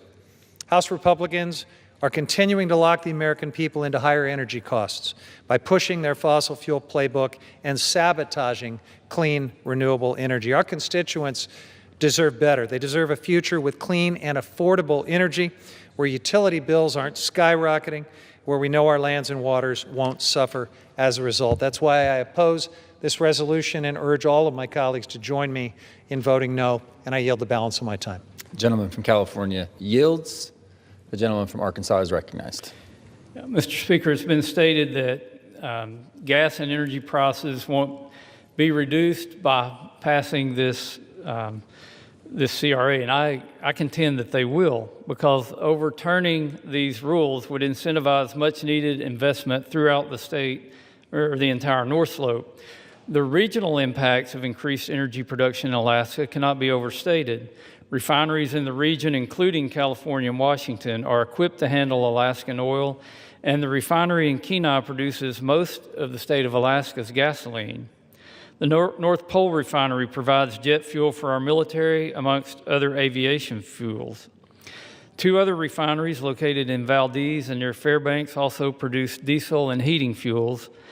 And let me point out that 3 out of 10 state households in Alaska rely on fuel oil, kerosene, or propane for home heating. Now, you may ask, why would they rely on these fuels that are traditionally more expensive when Alaska has trillions of cubic feet of natural gas? That's because that natural gas is on the North Slope, and even in the city of Anchorage, they're running out of natural gas because they can't move the gas from the North Slope, they can't develop infrastructure, and not only can they not meet their own needs with that gas, they certainly can't export it to our allies. As many have shared, the NPRA is essential to unleashing American energy dominance and sustaining economies throughout Alaska.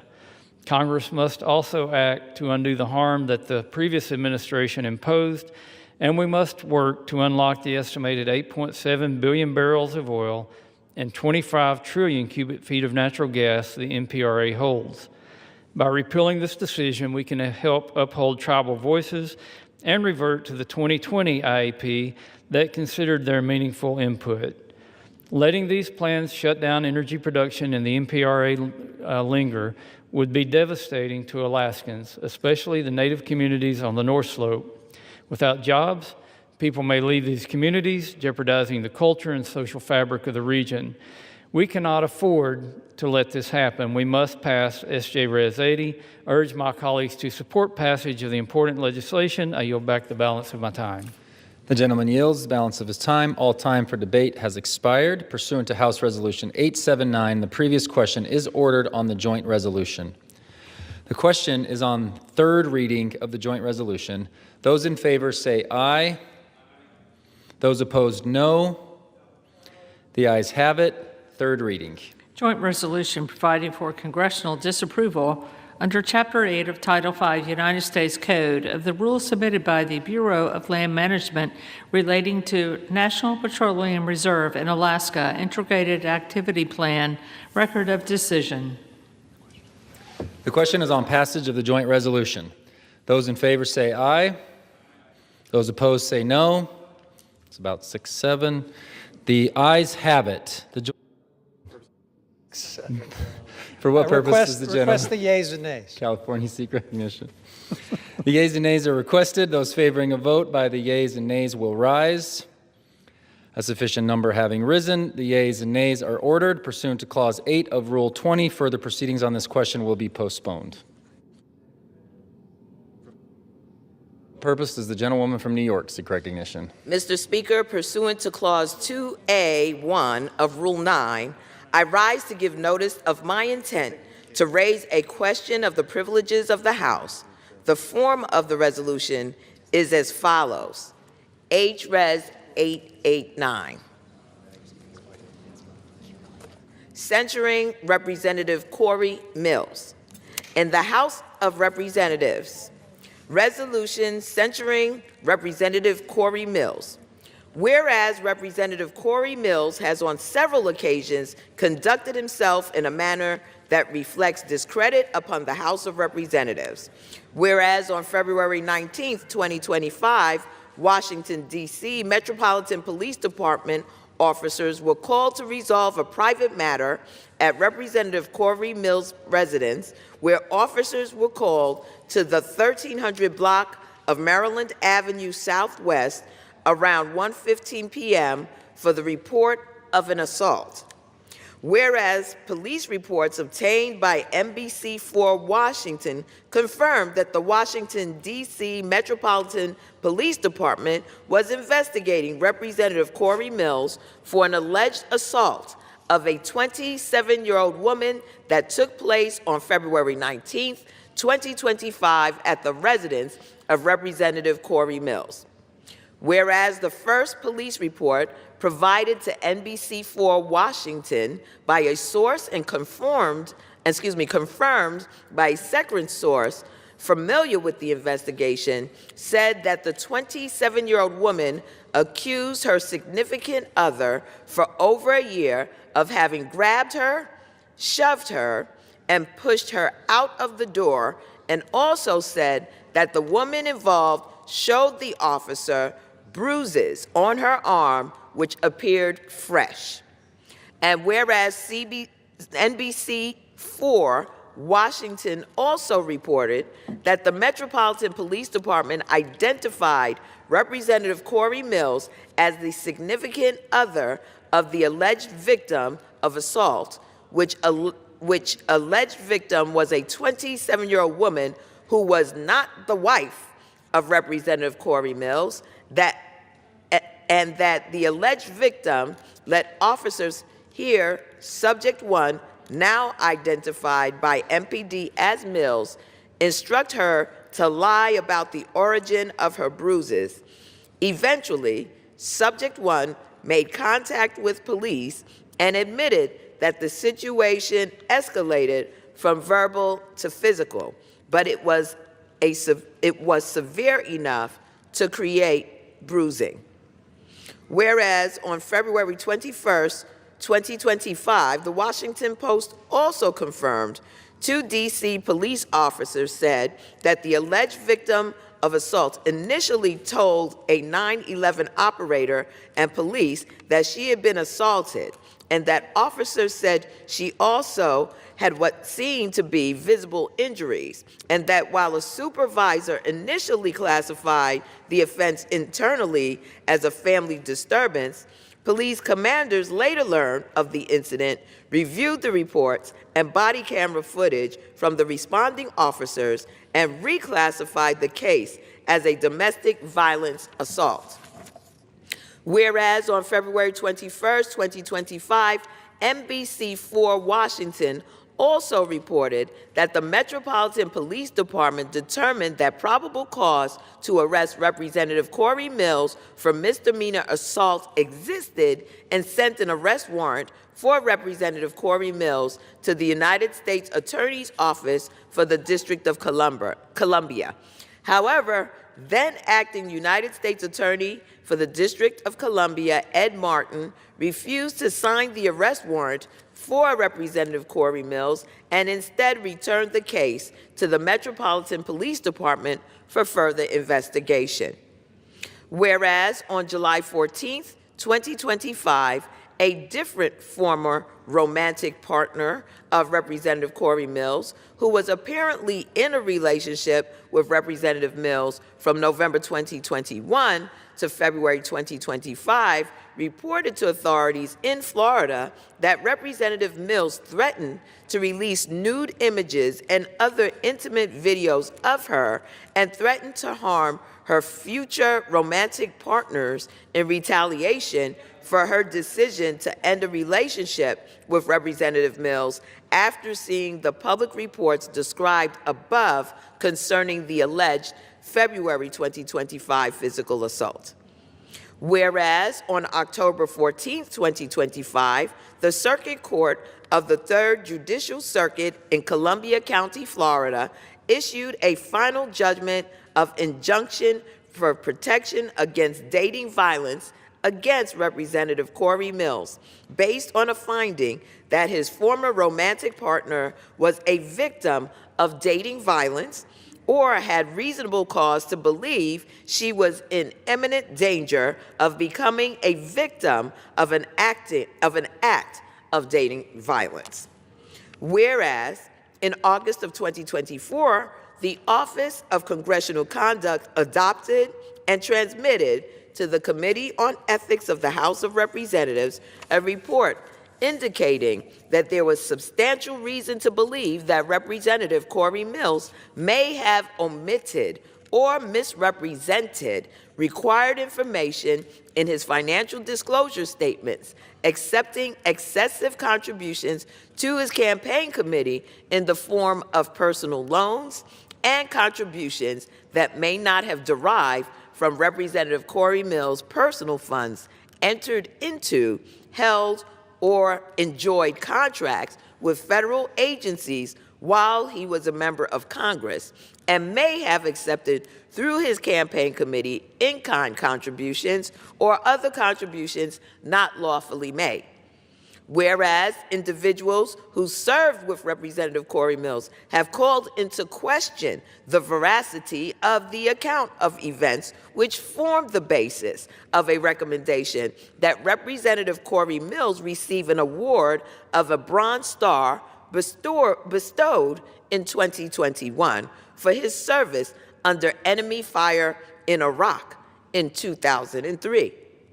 Whereas in August of 2024, Representative Corey Mills provided the Daytona Beach News with documents purporting to prove that he earned a Bronze Star with heroism, including a Department of the Army Form 638 recommending Representative Corey Mills for a Bronze Star, which includes a signature from then Army Brigadier Commander Arnold N. Gordon Bray.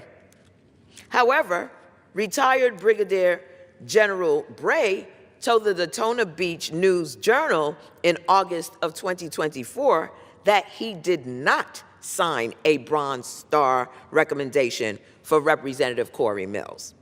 Whereas 5 people who served with Representative Corey Mills, including 2 men who were reported as having been personally saved by Representative Corey Mills at great risk to his own life as a basis for the recommendation for his Bronze Star in the Department of the Army Form 638, disputed that Representative Corey Mills was involved in their rescue or provided life-saving care. Whereas one private first class cited as having been involved in one of the listed achievements on Representative Corey Mills' Army Form 638 recommending him for a Bronze Star, denied that Representative Corey Mills provided him any aid and also denied that his injuries were life-threatening. Whereas one sergeant cited as having been involved in one of the listed achievements on Representative Corey Mills' Army Form 638, recommending him for a Bronze Star, called the account a fabrication and claimed that he was not involved in any claims that Corey Mills makes about me.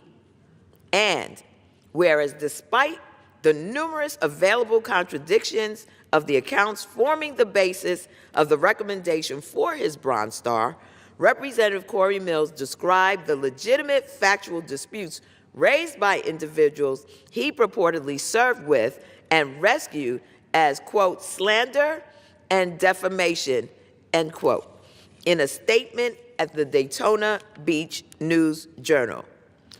Now, therefore, be it resolved that Representative Corey Mills be... You determine your legacy. What will it be?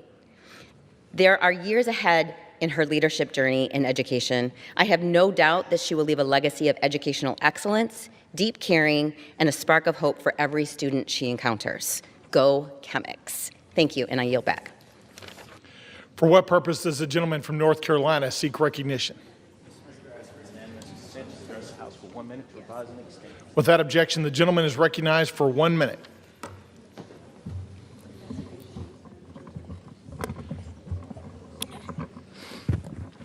Mr. Speaker, as we recently celebrated veterans across the country, H.R. 5939, the USMC Helicopter Support in Vietnam Congressional Gold Medal Act, would award a Congressional Gold Medal to the Vietnam-era Marine Corps and Navy veterans who performed vital helicopter support missions. These flight crews executed incredibly risky and dangerous operations. They successfully carried out life-saving medical evacuations, transporting approximately 189,000 service members. Recognizing those who put their lives in harm's way to help out our wounded is long overdue. With the enactment of this bill, Congress can and must take the crucial step towards finally giving these brave veterans the heroes welcome they so deserve. Thank you, and I yield back. The chair lays before the House a communication. The Honorable the Speaker, House of Representatives, sir. I want to sincerely thank the committee for its graciousness in allowing me to waive onto the Committee on Natural Resources earlier this year. It has been a privilege to serve and to help advance environmental justices policies for the people of New York's 7th District in Puerto Rico.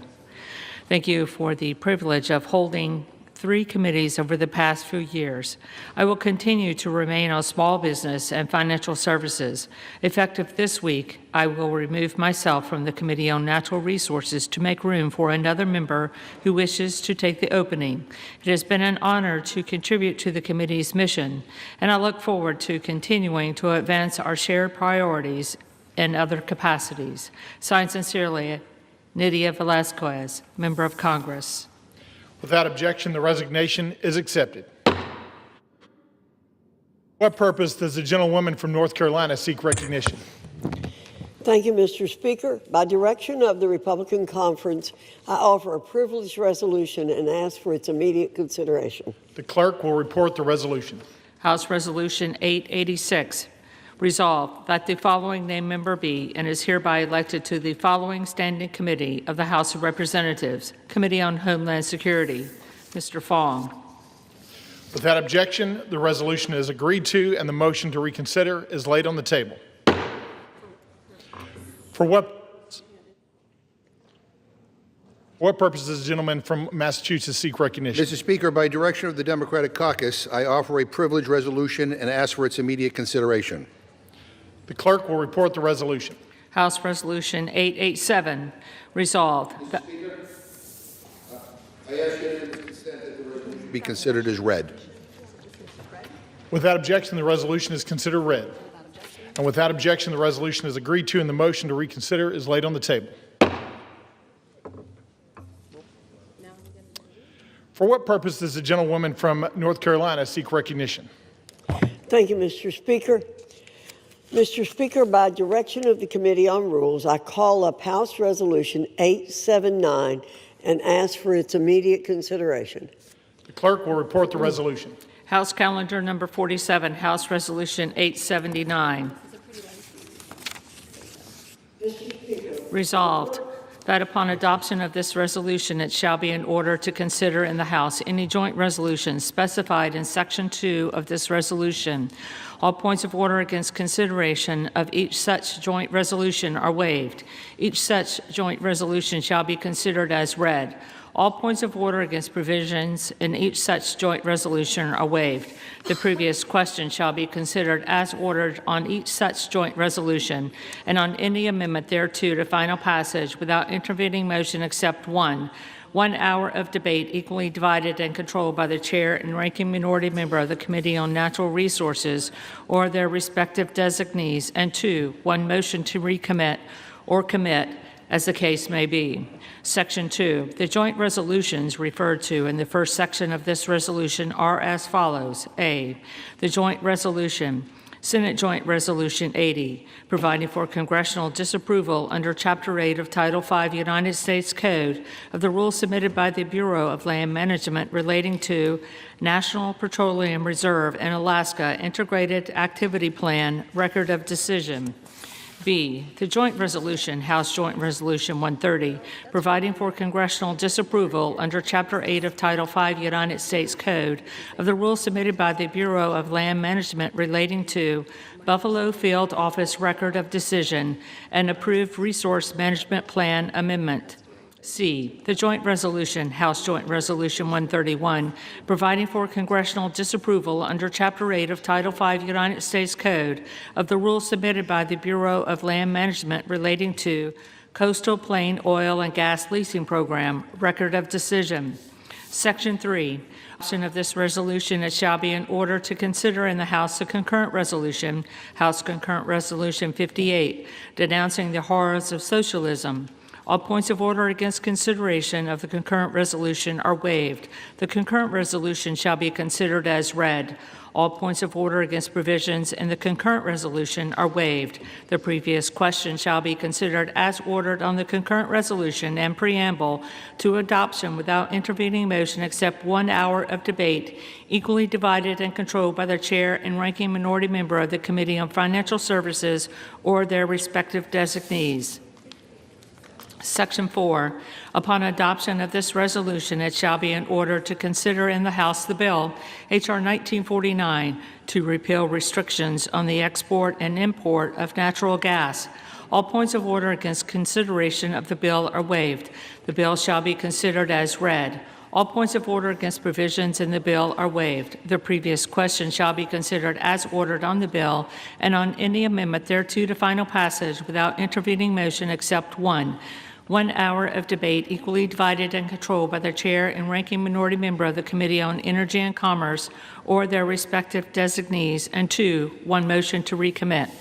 Section 5, upon adoption of this resolution, it shall be in order to consider in the House the bill H.R. 3109 to require the Secretary of Energy to direct the National Petroleum Council to issue a report with respect to petrochemical refineries in the United States and for other purposes. All points of order against consideration of the bill are waived. The bill shall be considered as read.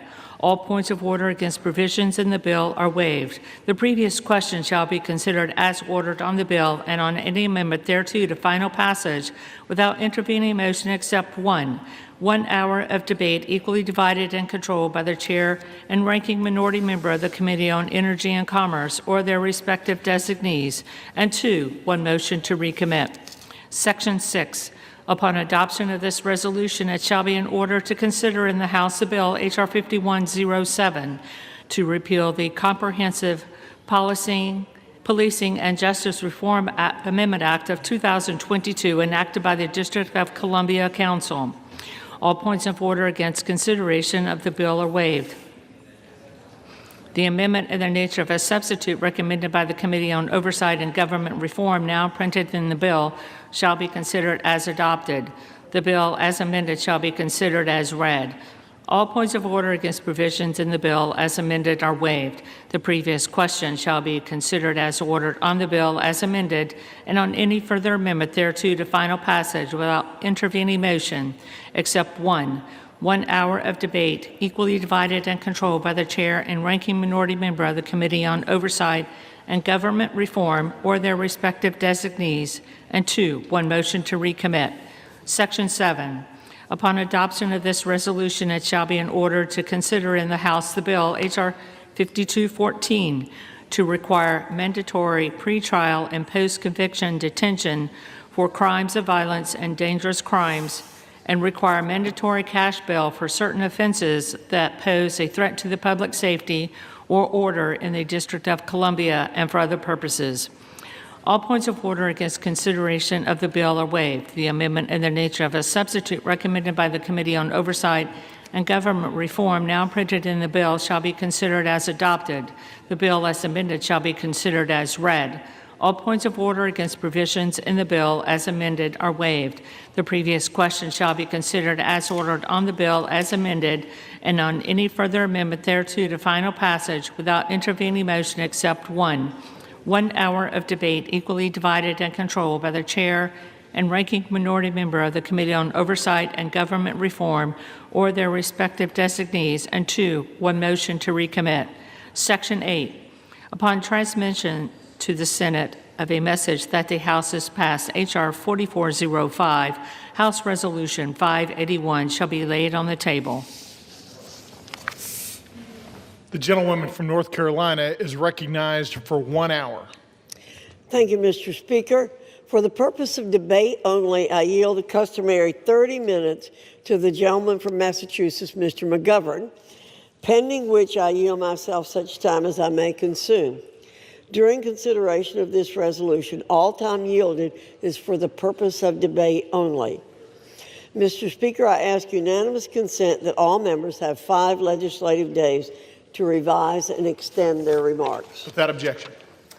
Thank you again, Mr. Speaker. I rise in support of the rule and the underlying legislation. Yesterday, the Rules Committee met and produced a rule, H.Res. 879, providing for the House's consideration of 8 separate measures. The rule provides closed rules for consideration of S.J. Res. 80, H.J. Res.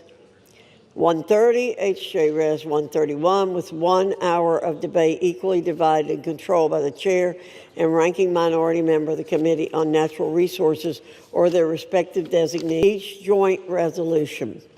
The rule provides each such joint resolution 1 motion to recommit. Further, the rule provides closed rules for the consideration of H.R. 1949 and H.R. 3109, with 1 hour debate equally divided and controlled by the chair and ranking minority member of the Committee on Energy and Commerce or their respective designees for each bill. The rule provides each bill with a motion to recommit. Additionally, the rule provides for consideration of H. Con. Res. 58 under a closed rule with 1 hour of debate equally divided and controlled by the chair and ranking minority member of the Committee on Financial Services or their respective designees. The rule also provides for consideration of H.R. 5214 and H.R. 5107 under closed rules with 1 hour debate equally divided and controlled by the chair and ranking minority member of the Committee on Oversight and Government Reform or their respective designees on each bill. The rule provides 1 motion to recommit for each bill. Finally, the rule tables House Resolution 581 upon the transmission of a message to the Senate that the House has passed H.R. 4405. Mr. Speaker, after over 40 days of the Democrat government shutdown, the House has returned to regular order, and this majority is continuing to push forward with the America First agenda, the American people's agenda. All of these pieces of legislation we're considering today are in alignment with the American people's demand and President Trump's executive orders that we maintain a robust posture of American energy dominance. You know, Mr. Speaker, our Democrat colleagues have developed a strong proclivity to thumb their noses at the development of energy that comes from American soil.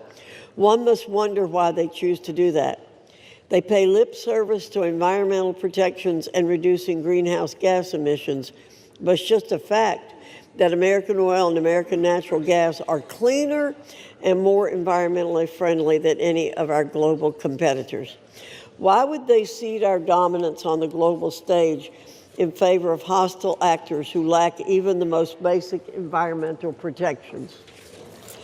We are blessed as a nation to have vast repositories of natural resources that we can draw from and utilize accordingly. When we ignore the opportunities to harness these resources for our benefit, we deny ourselves the opportunity to grow more self-sufficient. H.R. 5214 and H.R. 5107, two measures reported from the Oversight Committee, focus on restoring law and order in our nation's capital city, a city that ought to be a model for the rest of the nation to follow.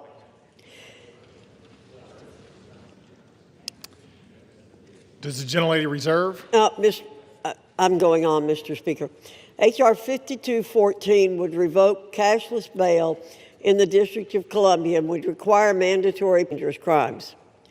H.R. 5107 would repeal the Comprehensive Policing and Justice Reform Amendment Act of 2022 enacted by the District of Columbia Council.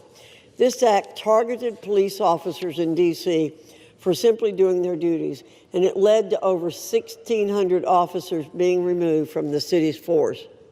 Thanks to President Trump's efforts, the streets in D.C. are safer, and we have the opportunity through these two measures to add to that progress. Finally, Mr. Speaker, we have H. Conrad's 58, a resolution denouncing the horrors of socialism. Most of us here in this body recognize how dangerous the plague of socialism really is. We understand its history of failure and oppression. Throughout history, this ideology has collapsed into the most brutal of dictatorships, communist regimes, and outright totalitarian rule. Many are quick to avert their eyes and cover their ears when presented with facts about the horrors of socialism.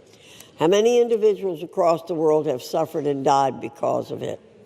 This resolution will put everyone in this body on record.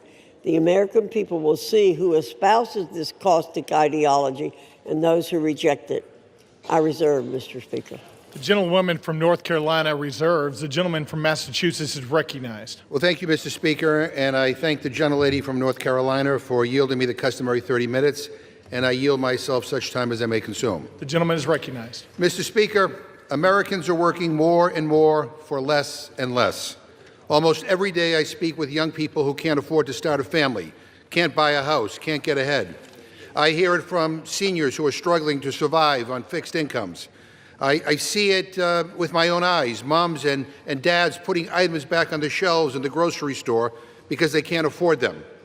Parents who can't go back to work because they can't afford child care. People whose health insurance premiums are doubling and tripling because this majority has failed to act. During election season, we heard from Trump and Republicans who swore up and down they would bring down prices. They promised the American people they would reverse inflation and focus like a laser on affordability. And they have broken that promise. They have betrayed the American people, and if you want more evidence of that, look at the bills on the floor today. More garbage, more culture war crap, more bills written by this Republican majority of, by, and for the billionaire class. Republicans moved heaven and earth to give tax breaks to the rich and powerful. That got done in a nanosecond. But if you're a regular person staring down next year's health care premium hikes and deciding whether to pay $1,000 more or put food on the table, the answer you get back from Republicans is let them eat cake. We are barreling toward another shutdown at the end of January. We could have spent the last 2 months working on passing the 9 appropriations bills Republicans still need to pass to stop another shutdown. And instead, they went on a taxpayer-funded paid vacation for 8 weeks. And let me just say, because we are debating a rule to consider these 8 bills, This rule sucks. 8 closed rules, no amendments, no changes allowed on the floor. Take it or leave it. And if you're keeping count at home, that's 80 completely closed rules this Congress, the most ever in a year. And I want to correct the gentlelady because last night in the Rules Committee, she said 5 of these bills didn't receive any amendments. That's because she didn't ask for any. And when you don't send an amendment deadline, everyone knows you're doing a closed rule. And I just want to say to my Republican colleagues, you have been complicit in these 80 closed rules nearly 9 out of 10 times. You, the majority party, have not been allowed to bring amendments to the floor. You're getting blocked by your own leadership time and time again. How does that feel? Again, this is a terrible rule, and I urge a no vote, and I reserve my time. Gentleman from Massachusetts reserves. The gentlelady from North Carolina is recognized. Thank you, Mr. Speaker. While it's true there have been 80 closed measures, this number needs context. 12 of the closed rules were in the rules package, which passed 2 weeks before the 119th Rules Committee even organized to begin meeting. Additionally, 25 measures were CRAs. They don't allow for an amendment. 16 were bills that received no amendments, meaning 41 measures were closed by definition. It's also important that 4 of the closed rules are duplicates from a previous failed rule. So in reality, only 27 measures have been closed by discretion of the committee. Additionally, the Rules Committee under Republican control has simply been more productive, producing more total rules than our colleagues ever did. For example, during the most recent Democrat-controlled Congresses, the Rules Committee produced 127 total rules in the 116th Congress and 163 in the 117th Congress. Contrast this to the 200 total rules in the Republican-led 118th Congress. For the 119th, we're on pace to once again produce nearly 200 rules for the Congress. So, Mr. Speaker, we're doing our job. We're not closing out debate. We're having plenty of debate. There's plenty of opportunities for our colleagues to offer amendments. Thank you. I reserve. Gentlelady reserves. Gentleman from Massachusetts is recognized. Mr. Speaker, a lot of words to justify the most closed Congress in history, the most authoritarian Congress in history. It would make Putin blush. Mr. Speaker, if we defeat the previous question, I will offer an amendment to the rule to provide for consideration of H.R. 6074, which would extend the Affordable Care Act enhanced premium tax credits for 3 years through 2028.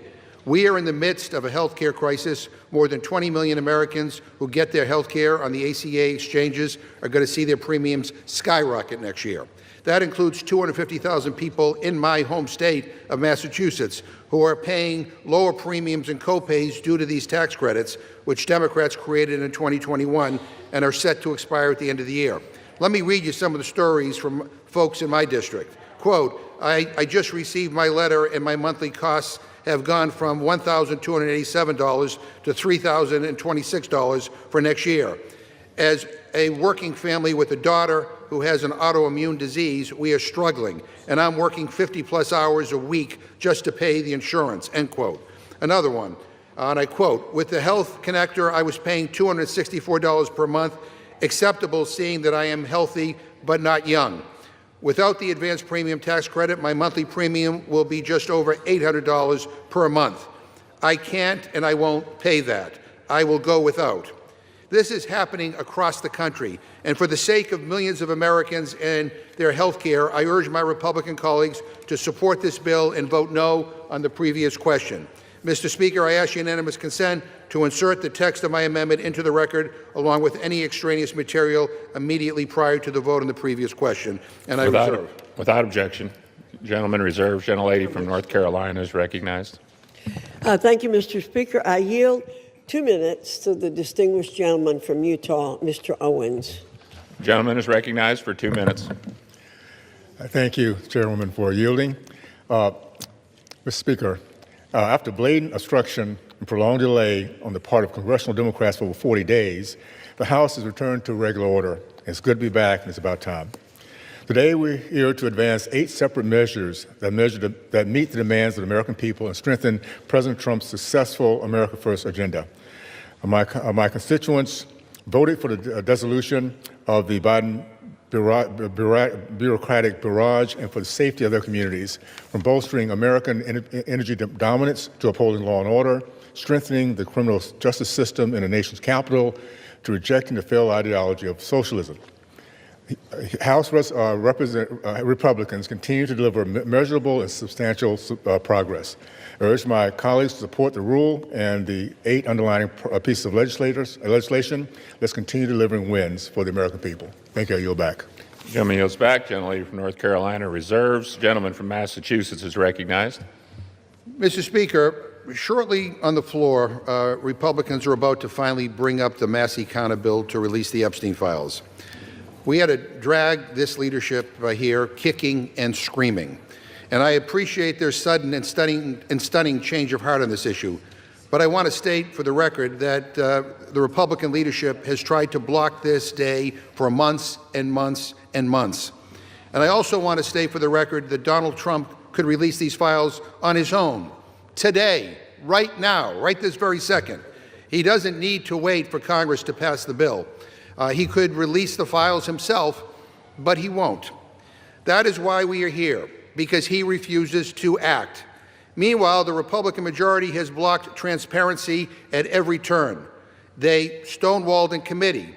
The gentlelady from North Carolina and every Republican on the Rules Committee voted 9 times to block my amendment to release the Epstein files. 9 times. Republicans were so afraid of my amendment that Speaker Johnson shut down the Rules Committee and sent us home early in July. And then he refused to swear in a new member of Congress for weeks because she promised to be the 218th signature to force this bill forward. Only four Republicans signed the discharge petition. Every single Democrat signed on. In a few moments, I'm going to yield time to Representative Massey, who has been the Republican leader of this effort in the House, alongside Representative Khanna on the Democratic side. And here's why I'm doing that. This bill should be getting a full hour of debate on the floor. But Speaker Johnson, I guess at Donald Trump's direction, is throwing every procedural gimmick at the wall to see what sticks. And he's trying to limit debate on the floor because for some reason he is very, very afraid of talking about this. So that's why I'm donating a significant chunk of my time to members who have been silenced by the Speaker for the terrible crime of demanding truth and transparency. Now, if I had to guess, most Republicans will probably vote in favor of releasing the files.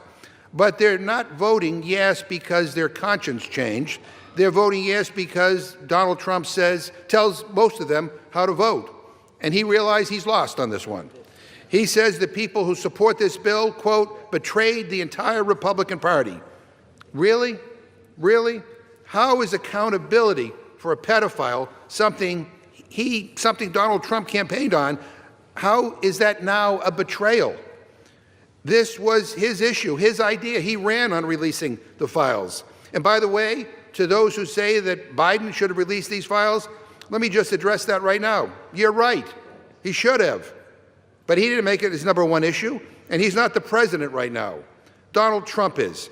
He could have released the files at any point over the last 11 months, but he has not.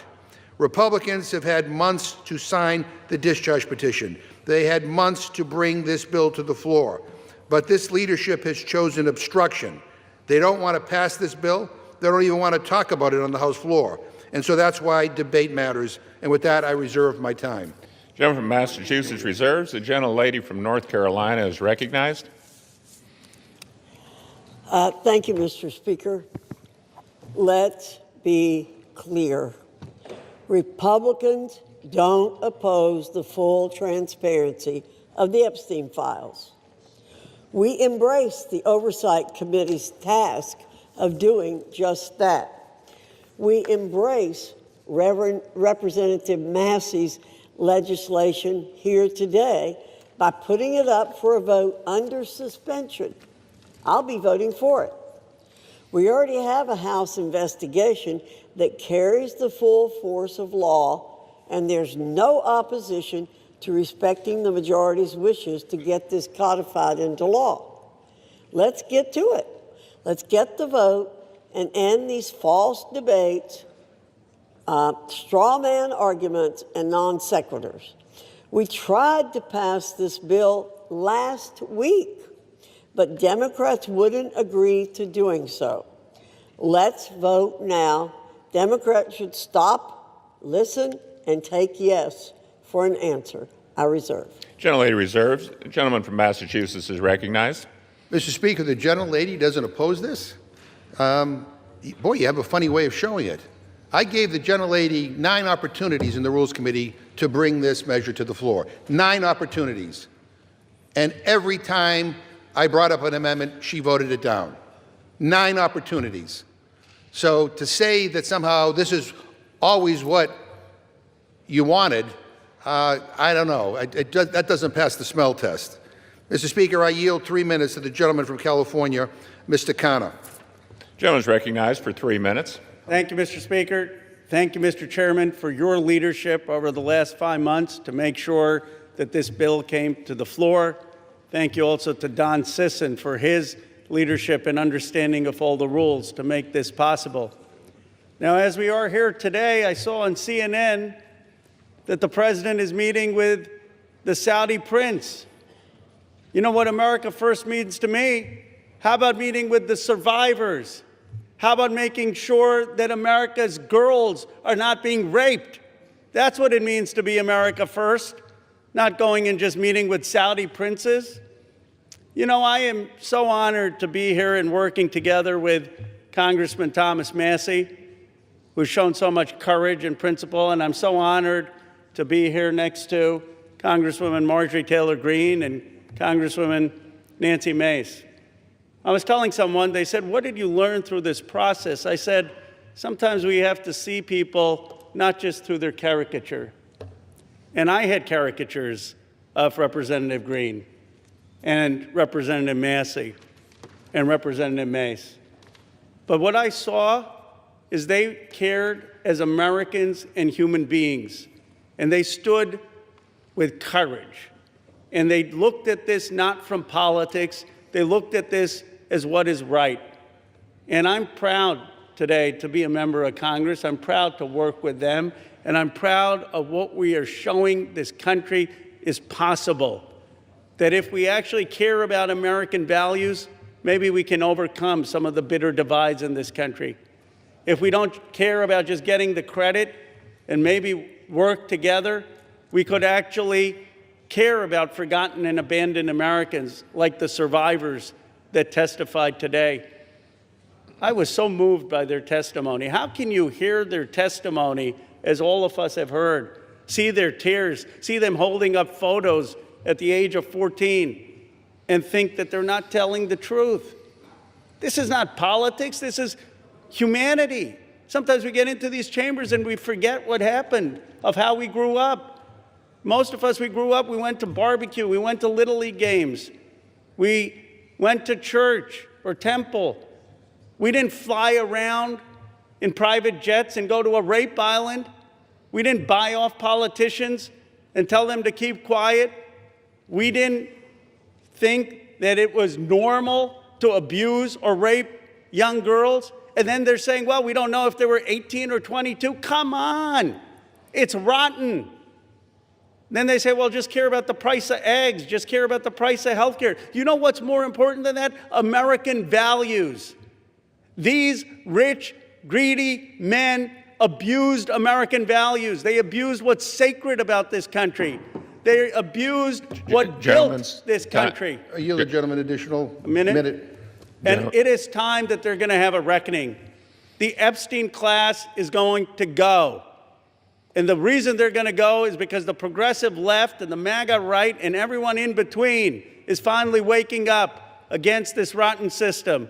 And when people are united, when people work across the aisle, amazing things can happen because the American people are kind and good and decent. So it's an honor, Congressman Massey, to have worked with you, and I salute particularly the courage of Marjorie Taylor Greene, Lauren Boebert, and Nancy Mace. None of this would have been possible without their courage in standing up on the petition and for what they did. I'll yield back. Gentleman yields back.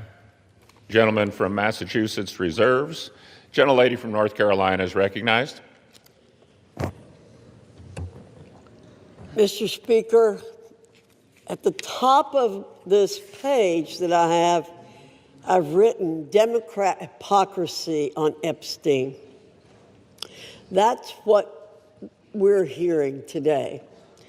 I'm proud to be a member of the Oversight and Government Reform Committee. I'm proud to have supported the full investigation into the Epstein files on that committee.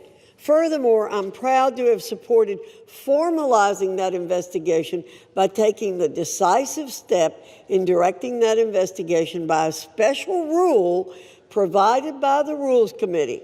This gave the oversight investigation the full weight of the House of Representatives behind the committee's existing subpoena power. Very important in this debate. Let's get things straight here. In just a matter of hours, we're going to get to vote on the Massey bill.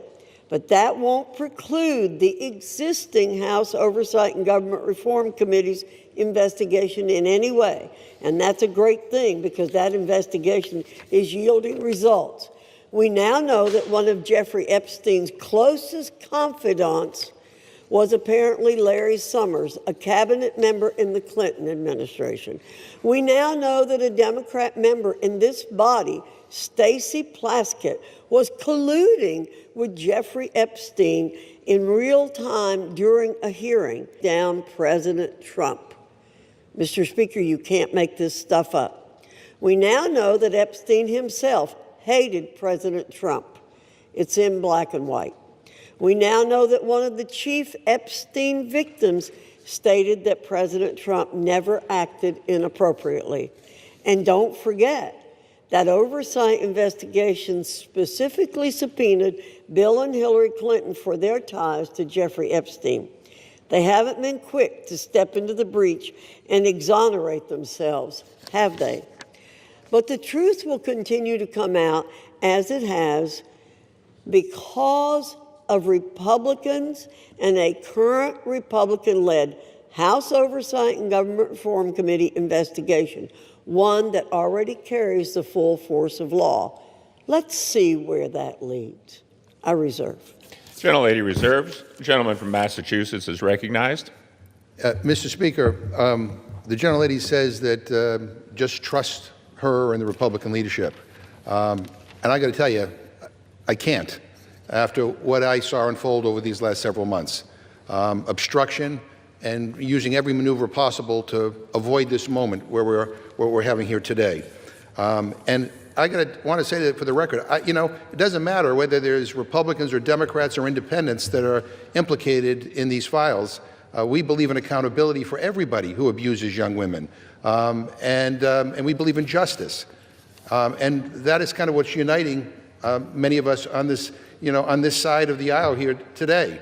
And I just want to, again, I want to thank Representative Connor for his leadership. I want to thank Representative Massey, Representative Greene, and Representative Mace for their courage and for their willingness to stand up for what is right. We don't agree on very much, but we do agree that there ought to be accountability when young women are abused, and so that's what this is about. So, Mr. Speaker, I ask unanimous consent that the gentleman from Kentucky, Mr. Massey, control the remainder of my time. Without objection. Gentleman from Kentucky is recognized. Mr. Chairman, may I inquire as to how much time I have? You have 17 minutes remaining. I yield myself 2 minutes. Gentleman is recognized for 2 minutes. Mr. Speaker, today's an extraordinary day in this chamber. If my colleagues will vote for this measure, we'll see justice triumph over politics. Truth will triumph over deception and obfuscation. Transparency will triumph over dark money. Partisanship will fall away to bipartisanship. Grassroots The people will reclaim the people's house with this vote. It's going to be a victory for survivors, not just survivors of the Epstein sex trafficking scandal, the 1,000 survivors that exist. Some of them are victims. They're no longer alive. Some have committed suicide. They share one thing in common. Their youth was robbed from them. Much of their lives were robbed from them, but they're claiming it back. We're going to help them claim that back. But it's not just a victory today, if this vote prevails for those survivors. It's a victory for every person, man or woman, boy or girl, who's been victimized sexually in this country. Anybody who's been a victim of sexual assault, or maybe they've been victimized by a family member. Maybe it's not a billionaire, but they're all waiting and watching to see what we do today. They're wondering, if I go to mom or dad, will anything happen? If I go to the sheriff, will anything happen? Well, we have a chance today to make something happen, something that's not happened, something that should have happened decades ago, and that is to get justice for these victims and survivors and transparency for America. That's what this vote is about today. And I reserve the balance of my time. Gentleman from Kentucky reserves. The gentlelady from North Carolina is recognized. I reserve. Gentlelady reserves. Gentleman from Kentucky is recognized. I now yield 5 minutes to the gentlewoman from Georgia, Mrs. Green. The gentlelady from Georgia is recognized for 5 minutes. Thank you, Mr. Speaker. I proudly rise today in a bipartisan effort to release the Epstein files finally, after 5 administrations have covered it up. Earlier today, I attended the press conference where the survivors, they're not victims, the survivors of Jeffrey Epstein's sexual abuse and sex trafficking told their stories. And they told stories about how it started back in 1990, 1996, and they continued on through the decades. And they told stories about how they told someone and tried to get help. They told the FBI, and they weren't listened to. And they told law enforcement, and no one did anything. And these women don't just number a few. These women number around 1,000 women. And they are victims of something that's unthinkable. And this should have never, ever happened. This was the biggest fight I think I've seen in Washington, D.C. This is my 5th year here. And this was a fight that we should have never had to wage. It should have been the easiest thing for every single member of Congress. It should have been the easiest